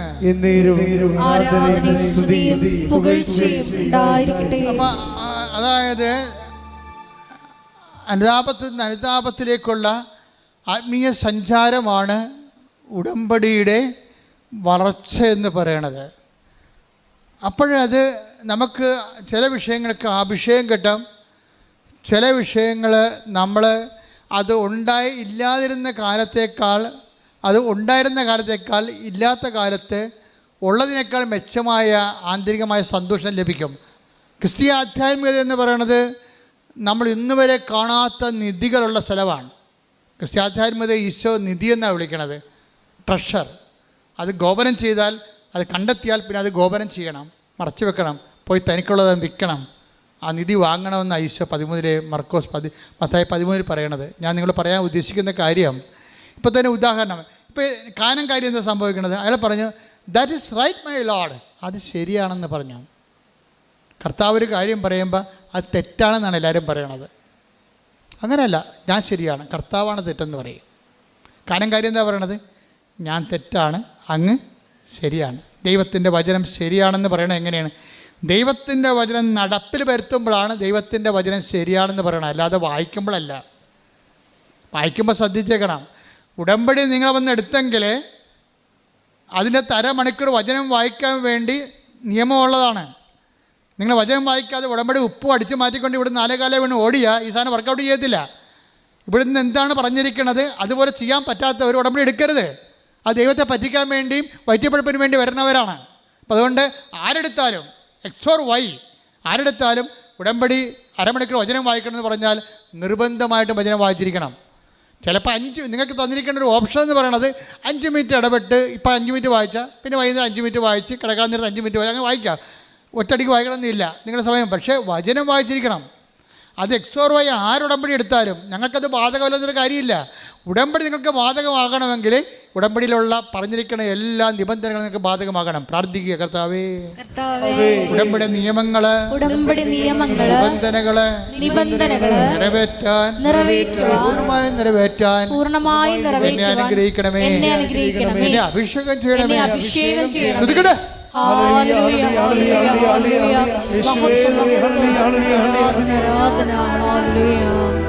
പരിശുദ്ധ പരമ ദിവ്യകാരുണ്യത്തിന് ആരാധനയും സ്തുതിയും പുകഴ്ചയും ഉണ്ടായിരിക്കട്ടെ. നമ്മൾ അതിന്റെ പൂർണ്ണതയിലേക്ക് വരികയാണ്. വീണ്ടും പറയുന്നത് ഇവിടെ എന്ത് സംഭവം? കാനംകാരി അത് ശരിയാണെന്ന് പറഞ്ഞു. അവിടെയാണ് അനുതാപം. നീ പറഞ്ഞത് ശരിയാണെന്ന് പറയണത്. നമ്മുടെ ജീവിതമല്ല ശരി, കർത്താവിൻ്റെ വചനമാണ് ശരി. ഇനി കർത്താവിൻ്റെ വചനം അനുസരിച്ചുകൊണ്ട് ഞാൻ എൻ്റെ ജീവിതം പുനഃക്രമീകരിക്കുമെന്നാണ് കാനംകാരി പറഞ്ഞത്. അപ്പോൾ അവിടെ മകൾ സുഖം പ്രാപിച്ചു. അടയാളങ്ങൾ ദൈവം നൽകണത് ദൈവവചനം ശരിയാണെന്ന് നമ്മുടെ ജീവിതത്തിലെ വചനം നിറവേറ്റിക്കൊണ്ട് സാക്ഷ്യം പറയും. സാക്ഷ്യപ്പെടുത്തി ജീവിക്കുമ്പോഴാണ് ദൈവം അത് ശരിയായിട്ട് അംഗീകരിക്കണത്. ഇത് തന്നെയാണ് ശരിക്കും പറഞ്ഞാൽ ബഥനിയയിലെ മറിയം ചെയ്യണത്. ബഥനിയയിലെ മറിയത്തിന് ഒരു തെറ്റ് പറ്റി. എന്താ തെറ്റ് പറ്റുക? അവൾ കർത്താവിനെ മിസ്അണ്ടർസ്റ്റാൻഡ് ചെയ്ത് വചനം ചുമ്മാ കേട്ടോണ്ടിരിക്കണതാണ് കാര്യമെന്നാണ് അവൾ വിചാരിച്ചത്. വലിയ ആനക്കാര്യമായിരിക്കും വചനം വായിച്ചുകൊണ്ടിരിക്കണതും കേട്ടുകൊണ്ടിരിക്കണതും. പക്ഷെ മാർത്ത അവളുടെ ചേർത്തിയ മാർത്തായ്ക്ക് വചനത്തെക്കുറിച്ച് വലിയ ഗ്രാഹ്യമൊന്നുമില്ല. അത് നിയമപരമായിട്ട് അവൾ ജീവിക്കുന്നുണ്ട്, വചനം വായിക്കുന്നുണ്ട്. പക്ഷെ അവൾ പറയണത് ഉത്തരവാദിത്തങ്ങളൊക്കെ ചെയ്യണതാണ് വലിയ കാര്യമെന്ന് അവൾ പറയണത്. ഇത് രണ്ട് എക്സ്ട്രീമാണെന്നാണ് ഈശോ പറയണത്. ഉത്തരവാദിത്തങ്ങളും ചെയ്യണം, വചനം നിറവേറ്റുകയും ചെയ്യണം, വചനം വായിക്കുകയും ചെയ്യണം, വചനം കേൾക്കുകയും ചെയ്യണം. അതുകൊണ്ടാണ് നീയും വന്ന് വചനം കേൾക്കാൻ പറയണത്. പക്ഷേ എന്നാ പറ്റി? ഒരു ഇഷ്യൂ ആ കുടുംബത്തെ ക്രിയേറ്റ് ചെയ്യുമ്പോൾ ആ തൂണും തുണയുമായി നിന്ന ലാസർ അവരുടെ ആങ്ങള തന്നെ രോഗിയായി നോക്കുമ്പോൾ എന്താ പറ്റി? അടുത്തിരുന്ന മറിയം പറയും രോഗിയായതുകൊണ്ട് അവർ ആദ്യം ഈ ലാസറിന് രോഗം വന്നിട്ട് മറിയം മൈൻഡ് ചെയ്യില്ല. എന്താ കാര്യം? ആണും തൂണും തടിയും തൻ്റെടിയുമായിട്ട് നിൽക്കണത് ആരാണ്? ദൈവം അവിടെ കൂടെ ഉണ്ട്, ഈശോ ഉണ്ട്. കാനായിലെ കല്യാണത്തിൽ വെള്ളം വീഞ്ഞാക്കിയും കടൽ വീഞ്ഞാക്കിയും നടന്നവൻ. അങ്ങനെ ഒത്തിരി ബയോഡേറ്റ ഉള്ള ക്രിസ്തു അവളുടെ ഒരു കുടുംബ സുഹൃത്തിനെ പോലെ ഉണ്ട്. ദൈവമായിട്ട് ആവശ്യമില്ലാത്ത സ്വകാര്യ ബന്ധം ചില ആൾക്കാരുണ്ടാക്കും. കർത്താവിൻ്റെ പ്രാണനാണ്, സുഹൃത്താണ്, മണ്ണാങ്കട്ടിൻ്റെ ഒരു കുഴപ്പമില്ല. ലാസ്റ്റ് 2 പെങ്ങന്മാരുണ്ടായിരുന്നു, ഒന്ന് മാർത്ത ഒന്ന് മറിയം. പറഞ്ഞ കർത്താവിൻ്റെ ഫ്രണ്ടാണെന്ന്. കർത്താവ് പറഞ്ഞ് ഒട്ടേണ്ടി വരുന്നു പറഞ്ഞു. ഒരു ഫ്രണ്ടുമില്ല, അങ്ങനെ റിലേഷൻ ഇല്ലെന്ന് പറയും. എന്താ കാര്യം? ദൈവമായിട്ട് നമുക്കൊരു മാനുഷികമായ ഫ്രണ്ട്ഷിപ്പല്ല ഉള്ളത്. ദൈവവും ദൈവത്തിൻ്റെ മക്കളും എന്നുള്ള ഫ്രണ്ട്ഷിപ്പാണ് നമുക്കുള്ളത്. ഈ ഫ്രണ്ട്ഷിപ്പിൻ്റെ സമയത്തുണ്ടായിരുന്ന വിഷയമെന്ന് പറയണത്, ഇപ്പോൾ ഒരു ഇഷ്യൂ ഉണ്ടായി, നമ്മളത് എപ്പോഴും അണ്ടർ ടെസ്റ്റിംഗ് ആണ്. നീ ദൈവത്തിൻ്റെ എന്ത് റിലേഷൻ്റെ നിലവാരത്തിലാണെങ്കിലും ദൈവം പറയും എനിക്ക് ടെസ്റ്റ്, നീ കാര്യങ്ങളൊക്കെ പറഞ്ഞാൽ ശരിയാണ്, പക്ഷേ ടെസ്റ്റ് ചെയ്യാനുണ്ടെന്ന് പറയും. അങ്ങനെ ലാസറിന് പണി കൊടുക്കണത്. ലാസർ ചത്ത് മലക്കും. അപ്പോൾ ഇവിടെ നിലവിട്ട് പോകും. ആരുമില്ലല്ലോ ഇപ്പം. കർത്താവിന് വേണ്ടി ആഹാരം ചെയ്താണ് ഇവർ ഒരു വർഷം മുഴുവനും. കർത്താവിനെ കൊണ്ടിരുന്ന് വചനം പങ്കുവെച്ചതാണ് മറിയാം. ഒരു കഥയുമില്ല, കർത്താവില്ല, ആരുമില്ല. ആൾക്കാരൊക്കെ പറഞ്ഞു വിട്ടിട്ടുണ്ട് കൊണ്ടുവരാൻ. ആര് വരാൻ? ചത്ത് ചീഞ്ഞ് അടക്കി തീർന്ന്. എന്നിട്ടില്ല. അവസാനം ഇവരെല്ലാം ഡൗണായി. പ്രാർത്ഥിച്ചിട്ട് എന്ത് കാര്യം? കർത്താവ് വീട്ടിൽ വന്നെന്ന് പറഞ്ഞിട്ട് എന്ത് കാര്യം? ഇവിടെ ഇരുന്ന് സംസാരിച്ചെന്ന് പറഞ്ഞിട്ട് എന്ത് കാര്യം? നമുക്കൊരാവശ്യമില്ല ഉള്ളപ്പോൾ ആരുമില്ലല്ലോ. അതാ, നമുക്കൊരാവശ്യമുള്ളപ്പോൾ ആരുമില്ലല്ലോ. അതായത് എപ്പോൾ ടെസ്റ്റിംഗ് ടൈം എപ്പോഴും നിങ്ങൾക്ക് മനസ്സിലാക്കണം. കർത്താവുമായിട്ട് നിൽക്കുമ്പോൾ നമ്മൾ എന്ത് ജോലി ചെയ്തു, നമ്മൾ എന്ത് കർത്താവുമായിട്ട് ബന്ധമാണ്. ഇപ്പം ഞങ്ങളൊക്കെ ഫുൾ ടൈം കോൺസെൻട്രേറ്റഡാണ്. ഞാൻ. എൻ്റെ ജീവിതത്തിലാണെങ്കിൽ ഒരു ടൈം പോലും ഞാൻ നഷ്ടപ്പെടുത്തിയിട്ടില്ല. എൻ്റെ ജീവിതത്തിൻ്റെ ഏറ്റവും വലിയ വിജയമാണത്. കർത്താവിന് മുമ്പിൽ എനിക്ക് തന്നൊരു ദാനമാണ്. ഒരു ടൈം പോലും ഞാൻ വേസ്റ്റ് ചെയ്തിട്ടില്ല, വേസ്റ്റിന് വേണ്ടി ഉപയോഗിച്ചിട്ടില്ല. എല്ലാം സുവിശേഷത്തിന് വേണ്ടിയും സഭയ്ക്ക് വേണ്ടിയും സാംസ്കാരിക കലാവിധങ്ങൾക്ക് വേണ്ടിയും സഭയോട് ബന്ധപ്പെട്ട സമൂഹത്തിന് വേണ്ടിയും പൊതുസമൂഹത്തിന് വേണ്ടിയാണ് ജീവിച്ചത്. ഇപ്പോഴും അങ്ങനെയാണ്, ഒരു സമയം കളയത്തില്ല. പക്ഷേ എനിക്ക് ഇത്രയും കൃത്യമായിട്ട് സുവിശേഷ വേലയായിട്ട് ജീവിച്ചിട്ടും എനിക്ക് എന്തെല്ലാം പ്രോബ്ലംസാണ് ഉള്ളത്. എനിക്ക് ന്യായമായി ദൈവം തരേണ്ട ഒരു കാര്യം തന്നിട്ടില്ല. ദൈവത്തിന് വേണ്ടി ഒത്തിരി കാര്യങ്ങൾ ദൈവം ചെയ്തിട്ടുണ്ട്, അതിന് എന്നെ പങ്കെടുപ്പിച്ചിട്ടുണ്ട്. അത് ഞാൻ സന്തോഷമായി. ഇപ്പം നിങ്ങൾ ദൈവത്തിന് വേണ്ടി തന്ന കാര്യമാണ് ഉടമ്പടി. ദൈവത്തിന് വേണ്ടി തന്ന കാര്യമാണ് നിങ്ങൾ. അത് ഞാൻ നന്നായിട്ട് ചെയ്യുന്നുണ്ട്. പക്ഷേ ഇതുപോലും ആരോഗ്യത്തോടെ ചെയ്യാൻ വേണ്ടി ദൈവം അനുവദിച്ചിട്ടില്ല. എന്താ കാര്യം? ഒരു കൈ കർത്താവിനെ പിടിച്ചുകൊണ്ടേ നടക്കാൻ പറ്റത്തുള്ളൂ. അതെപ്പോഴും നമ്മൾ ശ്രദ്ധിക്കണം. എന്നോട് കാണിക്കാത്ത കാരുണ്യം നിങ്ങളോട് കാണിക്കുമോ? എന്താ സംഭവിച്ചു കഴിഞ്ഞാൽ, കാണിക്കാൻ പറ്റില്ലെന്നൊന്നും ഞാൻ പറയണില്ല. പക്ഷേ ഇതൊരു മനസ്സിലാക്കേണ്ട സത്യമാണ്. നമ്മൾ ദൈവത്തിൽ അടുക്കുമ്പോൾ ആൾക്കാർ ദൈവത്തിൽ അടുക്കണത് എന്താണ്? നമുക്ക് പ്രശ്നമൊന്നും ഉണ്ടാകരുത്, അത് വേണ്ടിയാണ് ദൈവത്തിൽ എടുക്കുന്നത്. നാളെ പിള്ളേർ പള്ളിക്കൂടത്തിൽ പോകുമ്പോൾ പട്ടി കടിക്കരുത്, അതിനാണ് കുടുംബപ്രാർത്ഥന നടത്തും. എന്നാ കുടുംബപ്രാർത്ഥന? അല്ല വല്ല അബദ്ധം ഉണ്ടാകും, ഒരു അപകടം ഉണ്ടാകും. അപ്പോൾ ഈ പേടിച്ചിട്ടാണ് കുടുംബപ്രാർത്ഥന നടത്തുന്നത്, അല്ല ദൈവത്തെ സ്നേഹിച്ചിട്ടല്ല. പല അണ്ണന്മാരും പള്ളിയിൽ പോണതും പല അണ്ണന്മാരും കുടുംബപ്രാർത്ഥന നടത്തേണ്ട കാര്യം എന്താണ്? നമുക്ക് പണി കിട്ടല്ലേ കർത്താവേ, നമുക്ക് പണി തരുന്നത് കേട്ടോ, പണി തരാതിരിക്കാൻ വേണ്ടിയാണേ. അത് ദൈവത്തിന് അറിയാം. എന്ന് വെച്ച് കഴിഞ്ഞാൽ പേടിച്ചിട്ടാണ് പല കാര്യങ്ങളും ചെയ്യണത്. അങ്ങനെയല്ല, ദൈവത്തിനെ സ്നേഹിച്ചിട്ട് ചെയ്യണതിലേക്ക് നീ ഒരു ടെസ്റ്റ് തരും. അപ്പം ടെസ്റ്റ് തന്നപ്പോൾ എന്ത് പറ്റി? ടെസ്റ്റിൽ മറിയാൻ തോറ്റു. മാർത്ത, വചനം കേൾക്കാത്ത മാർത്ത അപ്പഴും പിടിച്ചു നിന്ന്. 4 ദിവസം കഴിഞ്ഞപ്പോൾ ചീഞ്ഞപ്പോൾ ആൾ വന്നിട്ടുണ്ട്, കർത്താവ് വന്നിട്ടുണ്ട്, ചീഞ്ഞ ആൾ. ആ കുഴിമാടത്തിന് പുറത്ത് വരെ മണമാണ്, അടുക്കലെന്നാണ് ശിഷ്യന്മാർ പറയണത്. ഇപ്പം കർത്താവ് അവിടെ വന്ന് നിൽക്കണമെന്ന് കണ്ടപ്പോൾ മറിയാൻ പറഞ്ഞു, വരിയെ പോവുകയും ചെയ്യട്ടെ, നമുക്കെന്താണ്? വരിയെ പോവുകയും ചെയ്യട്ടെ, നമുക്കെന്താണ്? കാര്യം നമുക്ക് ഒരാളതിനെല്ലാം വന്ന് ഒരാളുടെ വഴി തങ്ങുക, പോകാനുള്ളവൻ പോയി. ഇനിയിപ്പോൾ ആര് വന്നിട്ട് എന്ത് കാര്യം, പോയിട്ട് എന്ത് കാര്യം? മറിയം പോയില്ല, മറിയം തോറ്റു ആ പരീക്ഷയ്ക്ക്. മാർത്തായാണ് ഇടിച്ചതിൽ കയറണത്. മാർത്തായതിന് അവിടെ ചെന്നിട്ട് പറയുവേ, എന്താണ്? കർത്താവേ, നീ ഇവിടെ ഉണ്ടായിരുന്നെങ്കിൽ. ഒരു വചനം കേൾക്കാത്ത പാർട്ടിയാണ്, പക്ഷേ വിശ്വാസ ജീവിതം കറക്റ്റാണ്. നീ ഇവിടെ ഉണ്ടായിരുന്നെങ്കിൽ എൻ്റെ സഹോദരൻ മരിക്കുകയില്ല. പക്ഷേ നീ ദൈവത്തോട് ചോദിക്കണത് എന്തും ദൈവം നിനക്ക് നൽകുമെന്ന് ഇപ്പോഴും എനിക്കറിയാം. അതാണ് മാർത്തയുടെ വിശ്വാസം. വല്ലാത്ത വിശ്വാസമാണ്. കഴിഞ്ഞ ദിവസങ്ങളിൽ ജോമോളനോട് പറഞ്ഞ്, ഇവളെ പഠിപ്പിച്ച ആരോ ഉണ്ടാക്കി വിളിച്ച് പറഞ്ഞ്, ഗ്രീക്കിൽ എഴുതിയിരിക്കണത്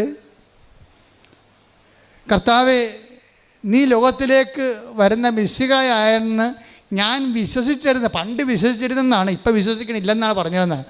ഞാൻ പറഞ്ഞു, നീ ചെന്ന് ആ മരമണ്ടനോട് ചോദിക്കുക. എന്താ ചോദിക്കേണ്ടത്? അങ്ങനെയാണെങ്കിൽ പിന്നെ എന്തുകൊണ്ടാണ് നിങ്ങൾ ബൈബിള് അതനുസരിച്ച് തിരുത്തുക? ബൈബിളിൽ ഒരു കാര്യം എഴുതിയിട്ട് ഇവന്മാർ വേറെ കാര്യം പഠിപ്പിക്കുമ്പോൾ ഇവന്മാർ ദൈവത്തിനെതിരെ സംസാരിക്കുകയല്ലേ? വിശ്വാസത്തിനെതിരെ ഇവരുടെ അക്കാഡമിക് ജാട കാരണം ആധ്യാത്മിക തകർച്ച ഉണ്ടാക്കുകയല്ലേ? ഇവരാർക്കും ഉത്തരവാദിത്തം കൊടുത്തത്? ഞാൻ ഇവിടെ ശരിക്കും പൂശി. എന്താ കാര്യം വെച്ചാൽ, കർത്താവിൻ്റെ വചനത്തിൽ എഴുതിക്കുന്നത് നമുക്ക് വ്യക്തിപരമായ വ്യാഖ്യാനത്തിനുള്ളതല്ലത്. മർക്കോസ് എന്താ പറഞ്ഞത്? മാർത്ത എന്താ പറഞ്ഞത്? കർത്താവേ, നീ ഇവിടെ ഉണ്ടായിരുന്നെങ്കിൽ എൻ്റെ സഹോദരൻ മരിക്കുകയില്ലായിരുന്നു. പക്ഷേ എന്താ പ്രശ്നം? നീ ദൈവത്തോട് ചോദിക്കണം, അത് നിങ്ങൾ പറയണം. നീ എന്ത് തകർന്നാലും തരിപ്പണമായാലും പറയണം, മാർത്തായെ പോലെ പറയണം, നീ ദൈവത്തോട് ചോദിക്കണത് എന്തും നീ ദൈവത്തോട് ചോദിക്കണം, ഇപ്പോഴും നിനക്ക് തരുമെന്ന് എനിക്കറിയാവുന്ന. അപ്പോൾ ഈശോ പറയും, ഈ വിശ്വാസം ഈ ക്രൈസിസ് ടൈമിൽ എല്ലാം തീർന്ന് തല്ലിപ്പെരക്കി വാടക വീട്ടിൽ നിന്ന് അവർ നമ്മളെ ചവിട്ടി ഇറക്കി നമുക്കെതിരെ കേസുമായി. അപ്പോഴും പറയും, കർത്താവേ നീ ദൈവത്തോട് ചോദിക്കണത് എന്തും ദൈവം നിനക്ക് തരുമെന്ന് ഇപ്പോഴും എനിക്കറിയാം എന്ന് നമ്മൾ പറയാം. 100,000 അനുഭവങ്ങൾ, ജനകോടികളും ജന്മാന്തരങ്ങളും അവരുടെ യേശുക്രിസ്തുവിനെ അവർ ജീവിക്കുമ്പോൾ അവരുടെ ജീവിതത്തിൽ മനുഷ്യന് മറക്കാനാവാത്ത, ഒരിക്കലും ദൈവത്തെ അംഗീകരിച്ച് ദൈവത്തിന് അംഗീകരിച്ച് കൊടുക്കാൻ പറ്റാത്ത പല ദുഃഖാനുഭവങ്ങൾ ഉണ്ടാകുമ്പോഴും മാർത്തായെപ്പോലെ ദൈവപൈതലിനെ പറയാൻ കഴിയണം, എന്താണ്, നീ എൻ്റെ അവസ്ഥ ഇതാണ്, ഞാൻ തകർന്ന് തരിപ്പണമായി, ഐ ആം റെഡ്യൂസ്ഡ് ഇൻടു 0 പക്ഷേ ദൈവത്തോട് നീ ചോദിക്കണത് എന്തും ഇപ്പോഴും നിനക്ക് തരുമെന്ന് എനിക്കറിയാം. അതാണ് വിശ്വാസം. അപ്പോഴും സംസാരിക്കും കർത്താവ്, എന്താണ്, നിൻ്റെ സഹോദരൻ ഉയർത്തെഴുന്നേൽക്കും. യെസ്. അപ്പോൾ പറഞ്ഞു, യെസ് മൈ ലോർഡ്, യെസ് അവൻ ഉയർത്തെഴുന്നേൽക്കും. എങ്ങനെയാണ്? അവൾ പറഞ്ഞ കാറ്റഗിസത്തിൽ അവൾക്കറിയാം, എന്താണ്, അന്തിമ നാളിൽ പുനരുദ്ധാനഘട്ടത്തിൽ അവൻ ഉയർത്തെഴുന്നേൽക്കുമെന്ന് എനിക്കറിയാം. അപ്പോൾ ഇപ്പം അവൻ ഉയർപ്പിച്ച് തരണമെന്നല്ല മാർത്ത പറയണത്, ഞാൻ നിന്നെ വിശ്വസിക്കുന്നു, നിത്യജീവന് വേണ്ടി വിശ്വസിക്കുന്നുവെന്ന്. അപ്പോൾ ഈശോ പറയും, Martha, I am the life and resurrection. ഞാനാണ് ജീവൻ, ഞാനാണ് പുനരുദ്ധാനം, നീ ഇത് വിശ്വസിക്കുന്നു. Yes my lord. അപ്പോൾ അവൾ പറയും, യെസ് മൈ ലോർഡ്. ഈ ശവത്തിൻ്റെ നാറിയ ആ സ്ഥലത്ത് നിന്നുകൊണ്ട് ആ ശവക്കാറ്റടിക്കുമ്പോൾ അവൾ പറയും, യെസ് മൈ ലോർഡ്, നീ ലോകത്തിലേക്ക് വരായിരുന്ന മിശിഹായാണെന്ന് ഞാൻ വിശ്വസിക്കുന്നു. അപ്പോൾ ഈശോ കൈ ഉയർത്തി, ലാസറസ് കം ഔട്ട്. അവൻ കൈ ഉയർത്തിക്കൊണ്ട് പറയും, ലാസറേ പുറത്തു വരാൻ. ഈ വിശ്വാസത്തിന് മുമ്പിൽ നീ അകത്ത് നിന്നിട്ട് എനിക്ക് കാര്യമില്ലെന്ന് പറയും. നിന്നെ പുറത്തു കൊണ്ടുവരാൻ കഴിയുമെന്ന് അവൾ വിശ്വസിക്കുന്നു, ഇപ്പോഴും അവൾ വിശ്വസിക്കുന്നു. അതുകൊണ്ട് നീ പുറത്ത് വരണം. ദൈവവേദനേ, നീ തകർന്ന് തരിപ്പണമായാലും, പരാജയത്തിൻ്റെ ഹവമാണത്തിൽ നീ അടക്കപ്പെട്ടിട്ട് നിന്നെ ചീഞ്ഞ മണം പുറത്ത് വന്നാലും, അപ്പോഴും നീ യേശു കർത്താവാണെന്ന് വിശ്വസിച്ചാൽ നിന്നെ കർത്താവ് മൃതത്തിൽ നിന്ന് ജീവനിലേക്ക് കൊണ്ടുവരും. കൈയടിച്ച് ശ്രുതിക്കട്ടെ, ഹല്ലേലൂയ.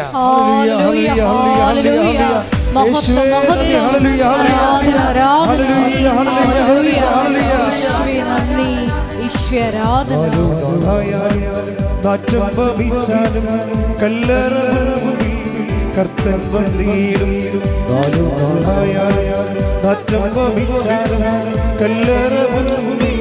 കർത്തൻ വന്നിടും. വിശ്വസിച്ചാൽ നീ മഹത്വം കാണും, സാത്താന്റെ പ്രവൃത്തികൾ തകർന്നിടും. വിശ്വസിച്ചാൽ നീ മഹത്വം കാണും, സാത്താന്റെ പ്രവൃത്തികൾ തകർന്നിടും. കാണുന്നില്ല വിശ്വാസം എൻ മുൻപിൽ ചെങ്കടലുണ്ടാകുന്നു. കാണുന്നില്ല വിശ്വാസം എൻ മുൻപിൽ ചെങ്കടലുണ്ടാകുന്നു. കാണാത്ത കാര്യങ്ങൾ കൺമുൻപിലെന്നോ വിശ്വസിച്ചിരുന്നു നിൽക്കുന്നവേ. കാണാത്ത കാര്യങ്ങൾ കൺമുൻപിലെന്നോ വിശ്വസിച്ചിരുന്നു നിൽക്കുന്നവേ. പരിശുദ്ധ പരമ ദിവ്യകാരുണ്യത്തിന് ആരാധനയും സ്തുതിയും പുകഴ്ചയും പരിശുദ്ധ പരമ ദിവ്യകാരുണ്യത്തിന് ആരാധനയും സ്തുതിയും പുകഴ്ചയും ഉണ്ടായിരിക്കട്ടെ. ലാസർ ഉയർപ്പിക്കപ്പെട്ടൊരു അടയാളം കണ്ടപ്പോഴേ തകർന്നു പോയത് മറിയമാണ്. മറിയം കണ്ണുനീരോടെ ഇരിക്കുക. കാര്യം അവളെ വിളിച്ചിട്ട് വന്നില്ലല്ലോ. ഈ മഹാത്ഭുതം കാണാൻ വേണ്ടി കർത്താവ് ആളെ വിട്ട് അവളെ വിളിച്ചതാണ്. വന്നില്ല അവൾ.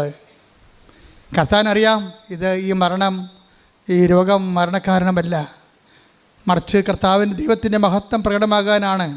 ആ വചനം കേട്ട വഷളിനെ കർത്താവ് ആളേച്ച് വിളിപ്പിച്ചതാണ്. അവൾ വന്നില്ല. അപ്പോൾ അവൾ എന്ത് കഠിനമുള്ള സംഭവമാണത്. പക്ഷെ ആ പാവപ്പെട്ട വചനം കേൾക്കാത്ത മാർത്ത വന്ന് കുറച്ച് കഴിഞ്ഞപ്പോൾ കർത്താവ് അവളെ വിളിപ്പിച്ചിട്ടാണ് അവളോട് ഇത് സംസാരിച്ചു. എന്നിട്ടാണ് കർത്താവ് ഉയർപ്പിച്ചത്. പക്ഷെ അതല്ല എൻ്റെ വിഷയം. അതിനുശേഷം ഒരാഴ്ച കഴിഞ്ഞപ്പോഴേ അവളും കണ്ടില്ലേ കർത്താവ്, അവളും പറഞ്ഞത് തന്നെയാണ്, നീ ഉണ്ടായിരുന്നെങ്കിൽ ഇങ്ങനെ സംഭവിക്കത്തില്ല. എല്ലാവരുടെയും പ്രശ്നം അതാണല്ല, നീ ഉണ്ടായിരുന്നെങ്കിൽ ഇങ്ങനെ സംഭവിക്കത്തില്ലെന്ന്. നീ ഉണ്ടായിരുന്നില്ല, അങ്ങനെ സംഭവിച്ചു. എന്നാലും സുവിശേഷം നിൻ്റെ വീണ്ടെടുപ്പിന് ഒരു വാതിൽ തുറന്നിടുന്നുണ്ട്. അതാ സംഭവം. നീ ഉണ്ടായിരുന്നെങ്കിൽ ഇങ്ങനെ സംഭവിക്കത്തില്ലായിരുന്നു. ശരി, സംഭവിച്ചു, നീ ഇല്ലായിരുന്നു, അങ്ങനെ സംഭവിച്ചു എന്ന് പറഞ്ഞുകൊണ്ട് അത് അവസാന വാക്കല്ല. നിൻ്റെ വീണ്ടെടുപ്പിന് ദൈവം ഒരു വാതിൽ തുറന്നിട്ടുണ്ട്. I am the door. അതാണ് കർത്താവ് പറഞ്ഞു, ഞാനാണ് വാതിലെന്ന്. കൈയടിക്കട്ടെ, ശ്രുതിക്കട്ടെ.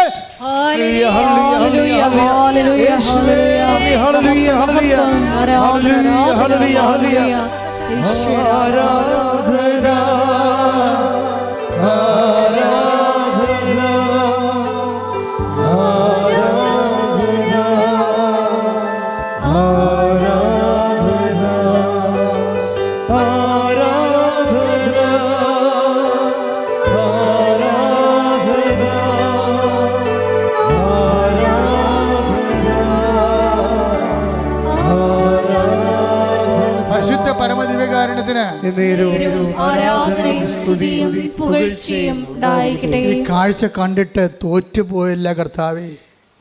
അന്ന് മുതൽ അവളെ പിച്ചും പേയും കർത്താവെ തോറ്റുപോയി കർത്താവേ. മറിയത്തിൻ്റെ അനുതാപം തുടങ്ങണം അവിടെ നിന്ന് മുതലാണ്.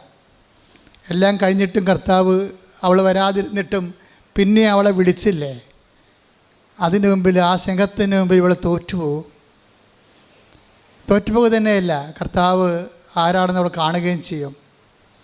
അപ്പോൾ അവൾ എപ്പോഴും പറയും, തോറ്റുപോയി കർത്താവേ, തോറ്റുപോയി, നിൻ്റെ സ്നേഹത്തിന് മുമ്പ് ഞാൻ തോറ്റുപോയി എന്ന് പറഞ്ഞ് അവളത്, ആ അനുതാപമാണ് ബെഥനിയിലെ മറിയം പിന്നെ ലാസറിൻ്റെ വീട്ടിലെ കർത്താവിനെ വിളിക്കാൻ കാരണം. ഒരു നേരത്തെ ഭക്ഷണത്തിന് വീണ്ടും പഴയതുപോലെ ലാസറുണ്ടാകും, മർത്തായുണ്ടാകും, മറിയം ഉണ്ടാകും. യേശുവിനെ വിളിക്കുമ്പോൾ അന്ന് വരെ ചെയ്യാത്തൊരു കാര്യം മറിയം ചെയ്യും. എന്താണ് ചെയ്യണത്? തോറ്റുപോയി കർത്താവേ, നിൻ്റെ സ്നേഹത്തിന് മുമ്പിൽ തോറ്റുപോയെന്ന് പറയാൻ വേണ്ടി ഒരു കുപ്പി നാർദിൻ സുഗന്ധം എടുത്തിട്ട് അവൻ്റെ കാലെ പൂശിക്കൊണ്ടിരിക്കും. അത് അവളുടെ അനുതാപമാണത്. ഒരിക്കൽ yes my lord, you are right. അതാണ് അനുതാപം. അതേ കർത്താവേ, കനങ്കാരി പറഞ്ഞില്ലേ, yes my lord, you are right. ഇപ്പോഴും മറിയം പറഞ്ഞത് എന്താണ്? Yes my lord, you are right. ക്രിസ്തു എപ്പോഴും സത്യമായിട്ട് നിൽക്കും. ഏത് തകർച്ചകളിലൂടെ നീ കടന്നു പോയാലും നിന്നെ വീണ്ടെടുക്കാൻ, അവസാനത്തെ വാതിൽ തുറക്കാൻ വേണ്ടി ക്രിസ്തു വരും.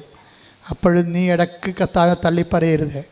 കാര്യം അനുതാപം എന്ന് പറയണത് നിരന്തരമായ ക്രിസ്തുവിനെ എല്ലാ സാഹചര്യങ്ങളിലും അംഗീകരിച്ചുകൊണ്ട് ക്രിസ്തുവിൻ്റെ കൂടെ നിത്യതയിലേക്കുള്ള യാത്രയാണ്.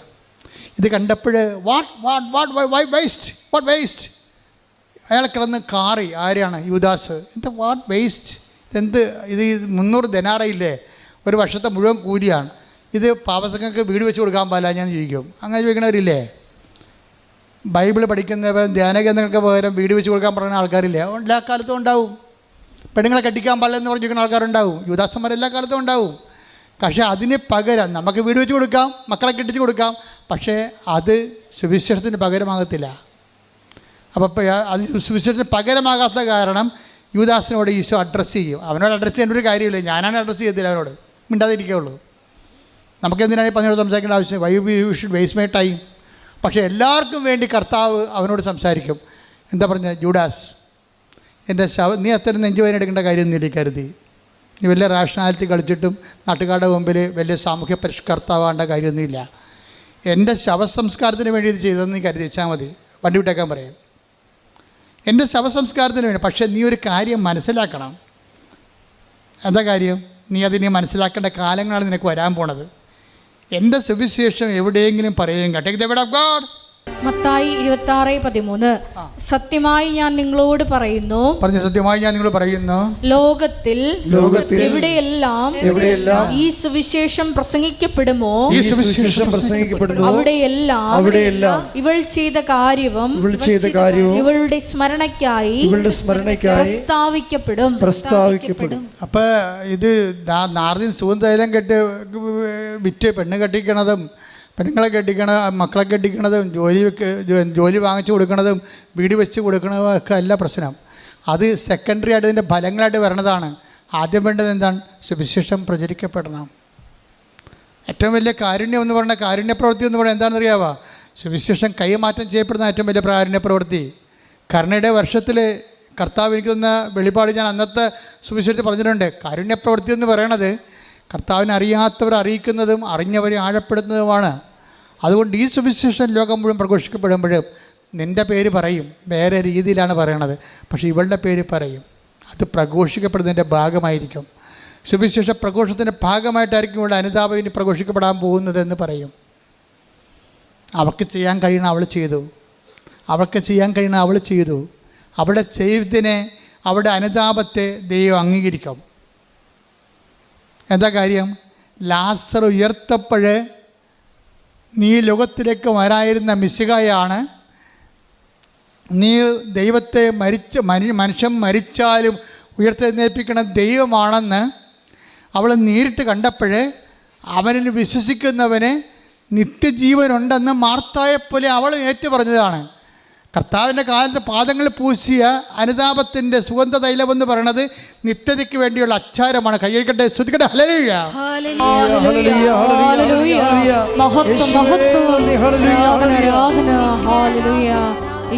പക്ഷേ നരകത്തിന് വേണ്ടിയുള്ള അച്ചാരം മേടിച്ചൊരു മനുഷ്യനാണ് ഇയാൾ. നരകത്തിന് വേണ്ടിയുള്ള അച്ചാരം, ഇവളെ നിത്യതയ്ക്ക് വേണ്ടിയുള്ള അച്ചാരം വിട്ട്, പക്ഷേ അവൾ ചെയ്യാനുള്ള ചെയ്തോളാൻ പറഞ്ഞു, ചെയ്യട്ടെ എന്ന് പറഞ്ഞു. പക്ഷേ നിത്യതയുടെ കൂദാശ സ്ഥാപിക്കുമ്പോൾ ആദ്യം ഒരു സാധാരണ അപ്പം എടുത്തിട്ട് യുവദാസൻ കർത്താവ് പറയും. അപ്പോഴും പറഞ്ഞ വാക്ക് ഇത് തന്നെയാണ്. എന്താണ്? പണ്ട് മറിയത്തിന് വേണ്ടി പറഞ്ഞ വാക്ക് തന്നെയാണ്, നീ ചെയ്യാനുള്ളത് നീയും ചെയ്യുക, അവൾ ചെയ്യാനുള്ളത് അവൾ ചെയ്ത്. അത് നിത്യതയ്ക്ക് വേണ്ടി ഓഹരിയാവും. ലോകത്തിൽ എവിടെ സുവിശേഷം പ്രസംഗിച്ചാലും അവൾ ചെയ്യുന്ന കാര്യം ഇനി നീ ചെയ്യാനുള്ളത് നീയും ചെയ്യുക എന്ന് പറയും. എന്താ അവൾ ചെയ്യാൻ പോണത്? അപ്പോൾ യോഹന്നാൻ്റെ സുവിശേഷം പറയുവേ, അപ്പോൾ രാത്രിയായിരുന്നെന്ന്. എന്താണ്? അപ്പക്കഷ്ണം സ്വീകരിച്ച ഉടനെ അവനിൽ പിശാച് പ്രവേശിച്ചു. അപ്പം എന്ത് സംഭവിച്ചു? അപ്പോൾ രാത്രിയായിരുന്നു. Take the bread of God. ശ്രുതിക്കട്ടെ, ഹല്ലേലൂയ. യോഹന്നാൻ 13:30. ആ അപ്പക്കഷണം സ്വീകരിച്ച ഉടനെ അവൻ പുറത്തുപോയി, അപ്പോൾ രാത്രിയായിരുന്നു. അവൻ കുർബാന സ്വീകരിച്ചില്ല, അവന് കുർബാന കൊടുത്തില്ല. കുർബാന നിത്യജീവൻ്റെ അപ്പമാണ്. അത് കൊടുക്കാനുള്ള അർഹത, സ്വീകരിക്കാനുള്ള അർഹത അവനില്ല. അതൊക്കെ സാധാരണ അപ്പം പൊക്കി കൊടുത്തിട്ട് പറഞ്ഞിട്ട് നീ ചെയ്യാനുള്ള എന്താണെന്ന് കർത്താവിന് അറിയാം. എന്താ ചെയ്യാൻ? അത് ഒറ്റ കൊടുക്കാതിരിക്കുന്ന ആളാണ്, തീരുമാനം എടുക്കാതിരിക്കുന്ന ആളാണ്. തെറ്റായ തീരുമാനം, തെറ്റായ ജീവിതം. ഞാൻ എന്ത് ഉടമ്പടി എടുത്താലും ഇങ്ങനെ തന്നെ പോകും. അപ്പം തന്നെ നീ യൂദാസായില്ലേ? ദൈവത്തിനെ വഞ്ചിക്കാൻ വേണ്ടി വന്ന് കുത്തിയിരിക്കണ പോലെ ആയില്ലേ? ഞാൻ എന്ത് ഉടമ്പടി എടുത്താലും ഇങ്ങനെ തന്നെ പോകത്തുള്ളൂ. ചിലപ്പോൾ നീ ഭർത്താവിനോട് പറയും, ചില ഭാര്യയോട് പറയും, എന്തുടമ്പടി എടുത്താൽ ഞാൻ ഇങ്ങനെ പോകത്തുള്ളൂ എന്ന് പറയും. അതിൻ്റെ അർത്ഥം എന്താ? ഇവൻ ഏത് കുർബാനയ്ക്ക് കൂടിയാലും ഇവൻ്റെ തീരുമാനം മാറ്റത്തില്ല. അത് കർത്താവിനറിയാം. അതുകൊണ്ട് ഇവന് ഗെറ്റ് ഔട്ട് അടിക്കും കുർബാനയെന്ന്. കുർബാന കർത്താവ് വാഴ്ത്തുന്നതിന് മുമ്പാണ് എല്ലാവരും ധരിച്ചിരിക്കണത് ഇവൻ കുർബാന സ്വീകരിച്ചെന്ന്. അവൻ കുർബാന സ്വീകരിച്ചിട്ടില്ല, കുർബാനയിൽ പങ്കാളിത്തമില്ല. നേരത്തെ പറഞ്ഞു, കാല് കഴുകിയപ്പോൾ പറഞ്ഞു, ഞാൻ നിന്നെ കഴുകുന്നില്ലെങ്കിൽ, എൻ്റെ വചനം പോലെ നീ ശുദ്ധീകരിക്കുന്നില്ലെങ്കിൽ നിനക്കെൻ്റെ അവിടെ പങ്കുണ്ടാകത്തില്ലെന്ന് പറഞ്ഞു. ആ പങ്കില്ലെന്ന് പറഞ്ഞ് എടുത്ത് കൊടുക്കുകയാണ്. അവൻ അപ്പം തന്നെ പോയി. വചനം എന്താ പറയേണ്ടത്? യോഹന്നാൻ പറയും, and there was night. Then there was night. അപ്പോൾ രാത്രിയായിരുന്നു. രാത്രി നടക്കണം എന്താണ്? അവൻ വീഴുമെന്ന് ഉറപ്പല്ലേ? യുദാസ് ഇറങ്ങിപ്പോകുമ്പോൾ രാത്രിയാണെന്ന് പറയും. എന്താ രാത്രിയാണെന്ന് പറയണത്? അവൻ വീഴാൻ പോണെന്നതിൻ്റെ അർത്ഥം. യോഹന്നാൻ 11:10 എടുത്ത്. യോഹന്നാൻ 11:10. യോഹന്നാൻ 11:10.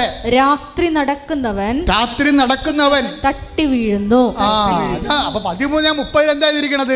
യൂദാസ് പുറത്തോട്ട് ഇറങ്ങിയപ്പോൾ പറയാണ് അപ്പോൾ രാത്രിയായിരുന്നെന്ന്.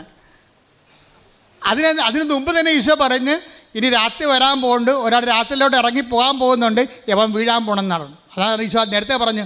11:10 പറയുന്നുണ്ട് രാത്രി നടക്കുന്ന. ഓർക്കുക, ക്രിസ്തുവിനെ കൂടാതെ നീ നടക്കാൻ തീരുമാനിച്ച രാത്രി നടക്കുന്നവനാണ്.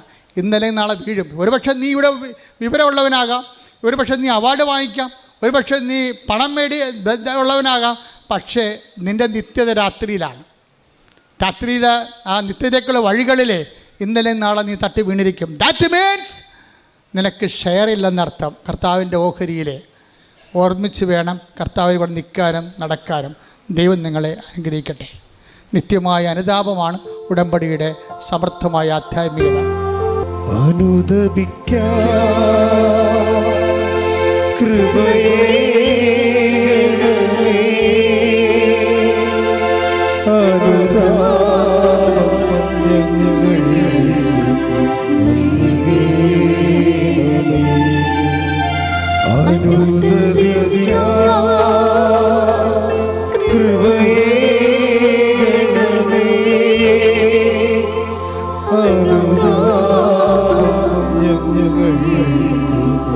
ഞങ്ങൾ ഒരു കൈ ഇടത് കൈ ഇടത് നെഞ്ചിലും വലത് കൈ ഹൃദയ ശിരസിലും വെച്ചുകൊണ്ട് ഇവിടെ തീർത്ഥാടനത്തിലുള്ളവരും ഓൺലൈനിലുള്ളവരും പ്രാർത്ഥിക്കുക. അച്ഛൻ പ്രാർത്ഥിക്കുമ്പോൾ നിങ്ങളുടെ രോഗങ്ങളും നിങ്ങളുടെ ജീവിതാവസ്ഥകളുടെ മേലും ദൈവികമായ ശക്തി ആവശ്യിക്കുന്ന സമയമാണ്. ശ്രുതികട ഹല്ലേലൂയ. എൻ്റെ കർത്താവിൻ്റെ ഉന്നതമായ നാമത്തിൽ കർത്താവേ, നിന്റെ വിശുദ്ധ പൗരോഹിത്യത്തെ മഹത്വപ്പെടുത്തണമേ. കർത്താവേ, സഭയിലുള്ള സാന്നിധ്യം പ്രകടമാക്കണമേ. ശ്രുതികട മക്കളെ, ശ്രുതികട ഹല്ലേലൂയ. കർത്താവേ, നിന്റെ തിരുമുറിവാടുന്ന വലതുകരം, ആണിപ്പെടുതാടുന്ന അത്ഭുതകരം ഓരോ മകൻ്റെ മേലും വെക്കണമേ. ഉച്ച മുതൽ ഉള്ളംകാല് വരെ കർത്താവിൻ്റെ രക്തം പടരട്ടെ. ഉച്ച മുതൽ ഉള്ളംകാല് വരെ കർത്താവിൻ്റെ രക്തം പടരട്ടെ. എല്ലാ കോശങ്ങളിലും പേശികളിലും കർത്താവിൻ്റെ രക്തം പടരട്ടെ. ദൈവത്തിന്റെ കരുണ ചൊരിയട്ടെ. ശ്രുതികട്ടെ. ഹല്ലേലൂയ. ഹല്ലേലൂയ, ഹല്ലേലൂയ, ഹല്ലേലൂയ. മഹത്വം, മഹത്വം, ആരാധന, ആരാധന. ഹല്ലേലൂയ. യേശുവേ നന്ദി, യേശുവേ ആരാധന. ഹല്ലേലൂയ, ഹല്ലേലൂയ, ഹല്ലേലൂയ. കർത്താവേ, നിന്റെ ഉന്നതമായ നാമത്തിന് സ്വസ്ത്രം. ശ്രുതിയുടെ മക്കളെ, ശ്രുതിയുടെ മക്കളെ, കർത്താവേ, നിന്റെ ഉന്നതമായ നാമത്തിന് സ്വസ്ത്രം ചെയ്യുന്നു. കർത്താവേ, നിന്റെ തിരുമുറിവാടുന്ന വലതുകരം മകൻ്റെ ശിരസിൽ വെക്കണമേ. മക്കളുടെ ശിരസിൽ വെക്കണമേ. സന്ധ്യബന്ധങ്ങളിലെ കർത്താവിൻ്റെ രക്തം നിറയട്ടെ. അച്ഛൻ ഓരോ പ്രാർത്ഥനകൾ പ്രാർത്ഥിക്കുമ്പോഴും കർത്താവിൻ്റെ രക്തം നിറയട്ടെ എന്ന് ഉച്ചത്തിൽ പറയണം. നിങ്ങളുടെ സന്ധിബന്ധങ്ങളിലെ മാംസപേശികളിലെ രക്തഞരമ്പുകളിലെ ആന്തരിക അവയവങ്ങളിലെ ഉച്ച മുതൽ ഉള്ളംകാല് വരെ മാരക രോഗങ്ങളിലെ തീരാവേദികളിലെ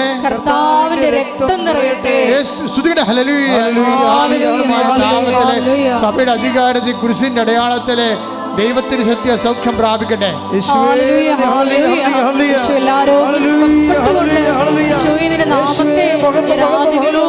വീണ്ടും വീണ്ടും മഹത്വപ്പെടുത്തുവാൻ സദയം തുടരേ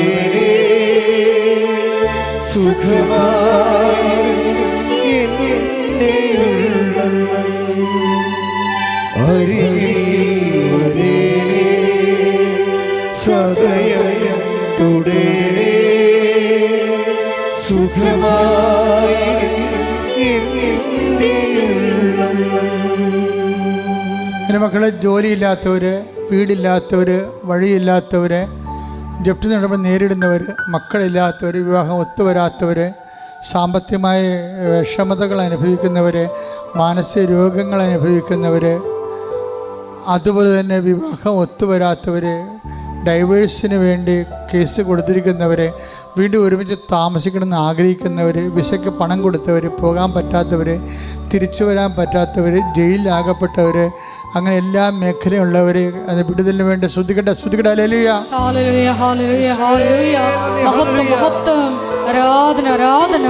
ഹല്ലേലൂയ. യേശുവേ നന്ദി, യേശുവേ ആരാധന. ഹല്ലേലൂയ. എല്ലാവരും മുട്ടേ നിൽക്കുക. മൗനമായി പ്രാർത്ഥിക്കേണ്ട സമയമാണ്. വ്യക്തിപരമായ ആവശ്യങ്ങൾക്ക് വേണ്ടി മൗനമായി പ്രാർത്ഥിക്കട്ടെ.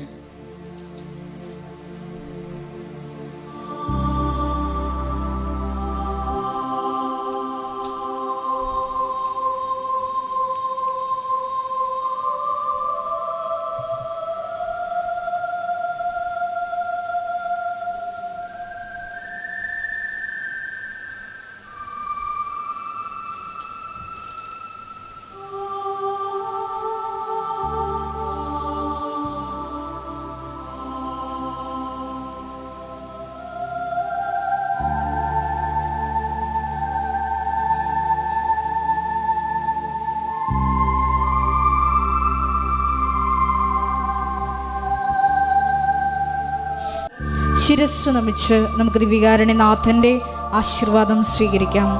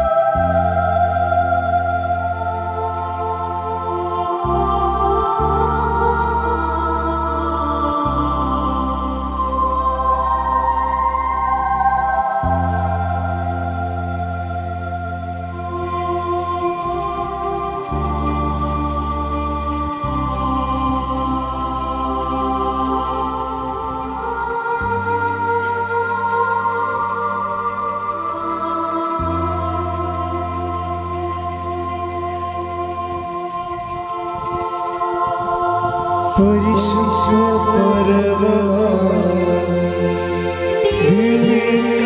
ദിവ്യകാരുണ്യമേ, ഇന്നുമെന്നും അങ്ങേക്ക് ആരാധന.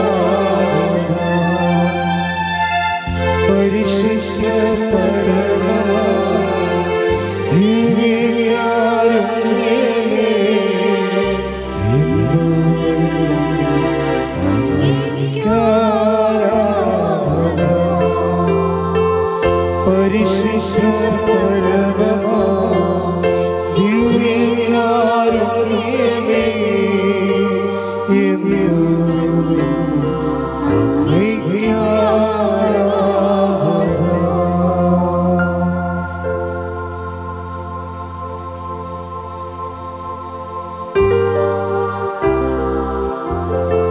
ആവേ ആവേ ആവേ മരിയ, ആവേ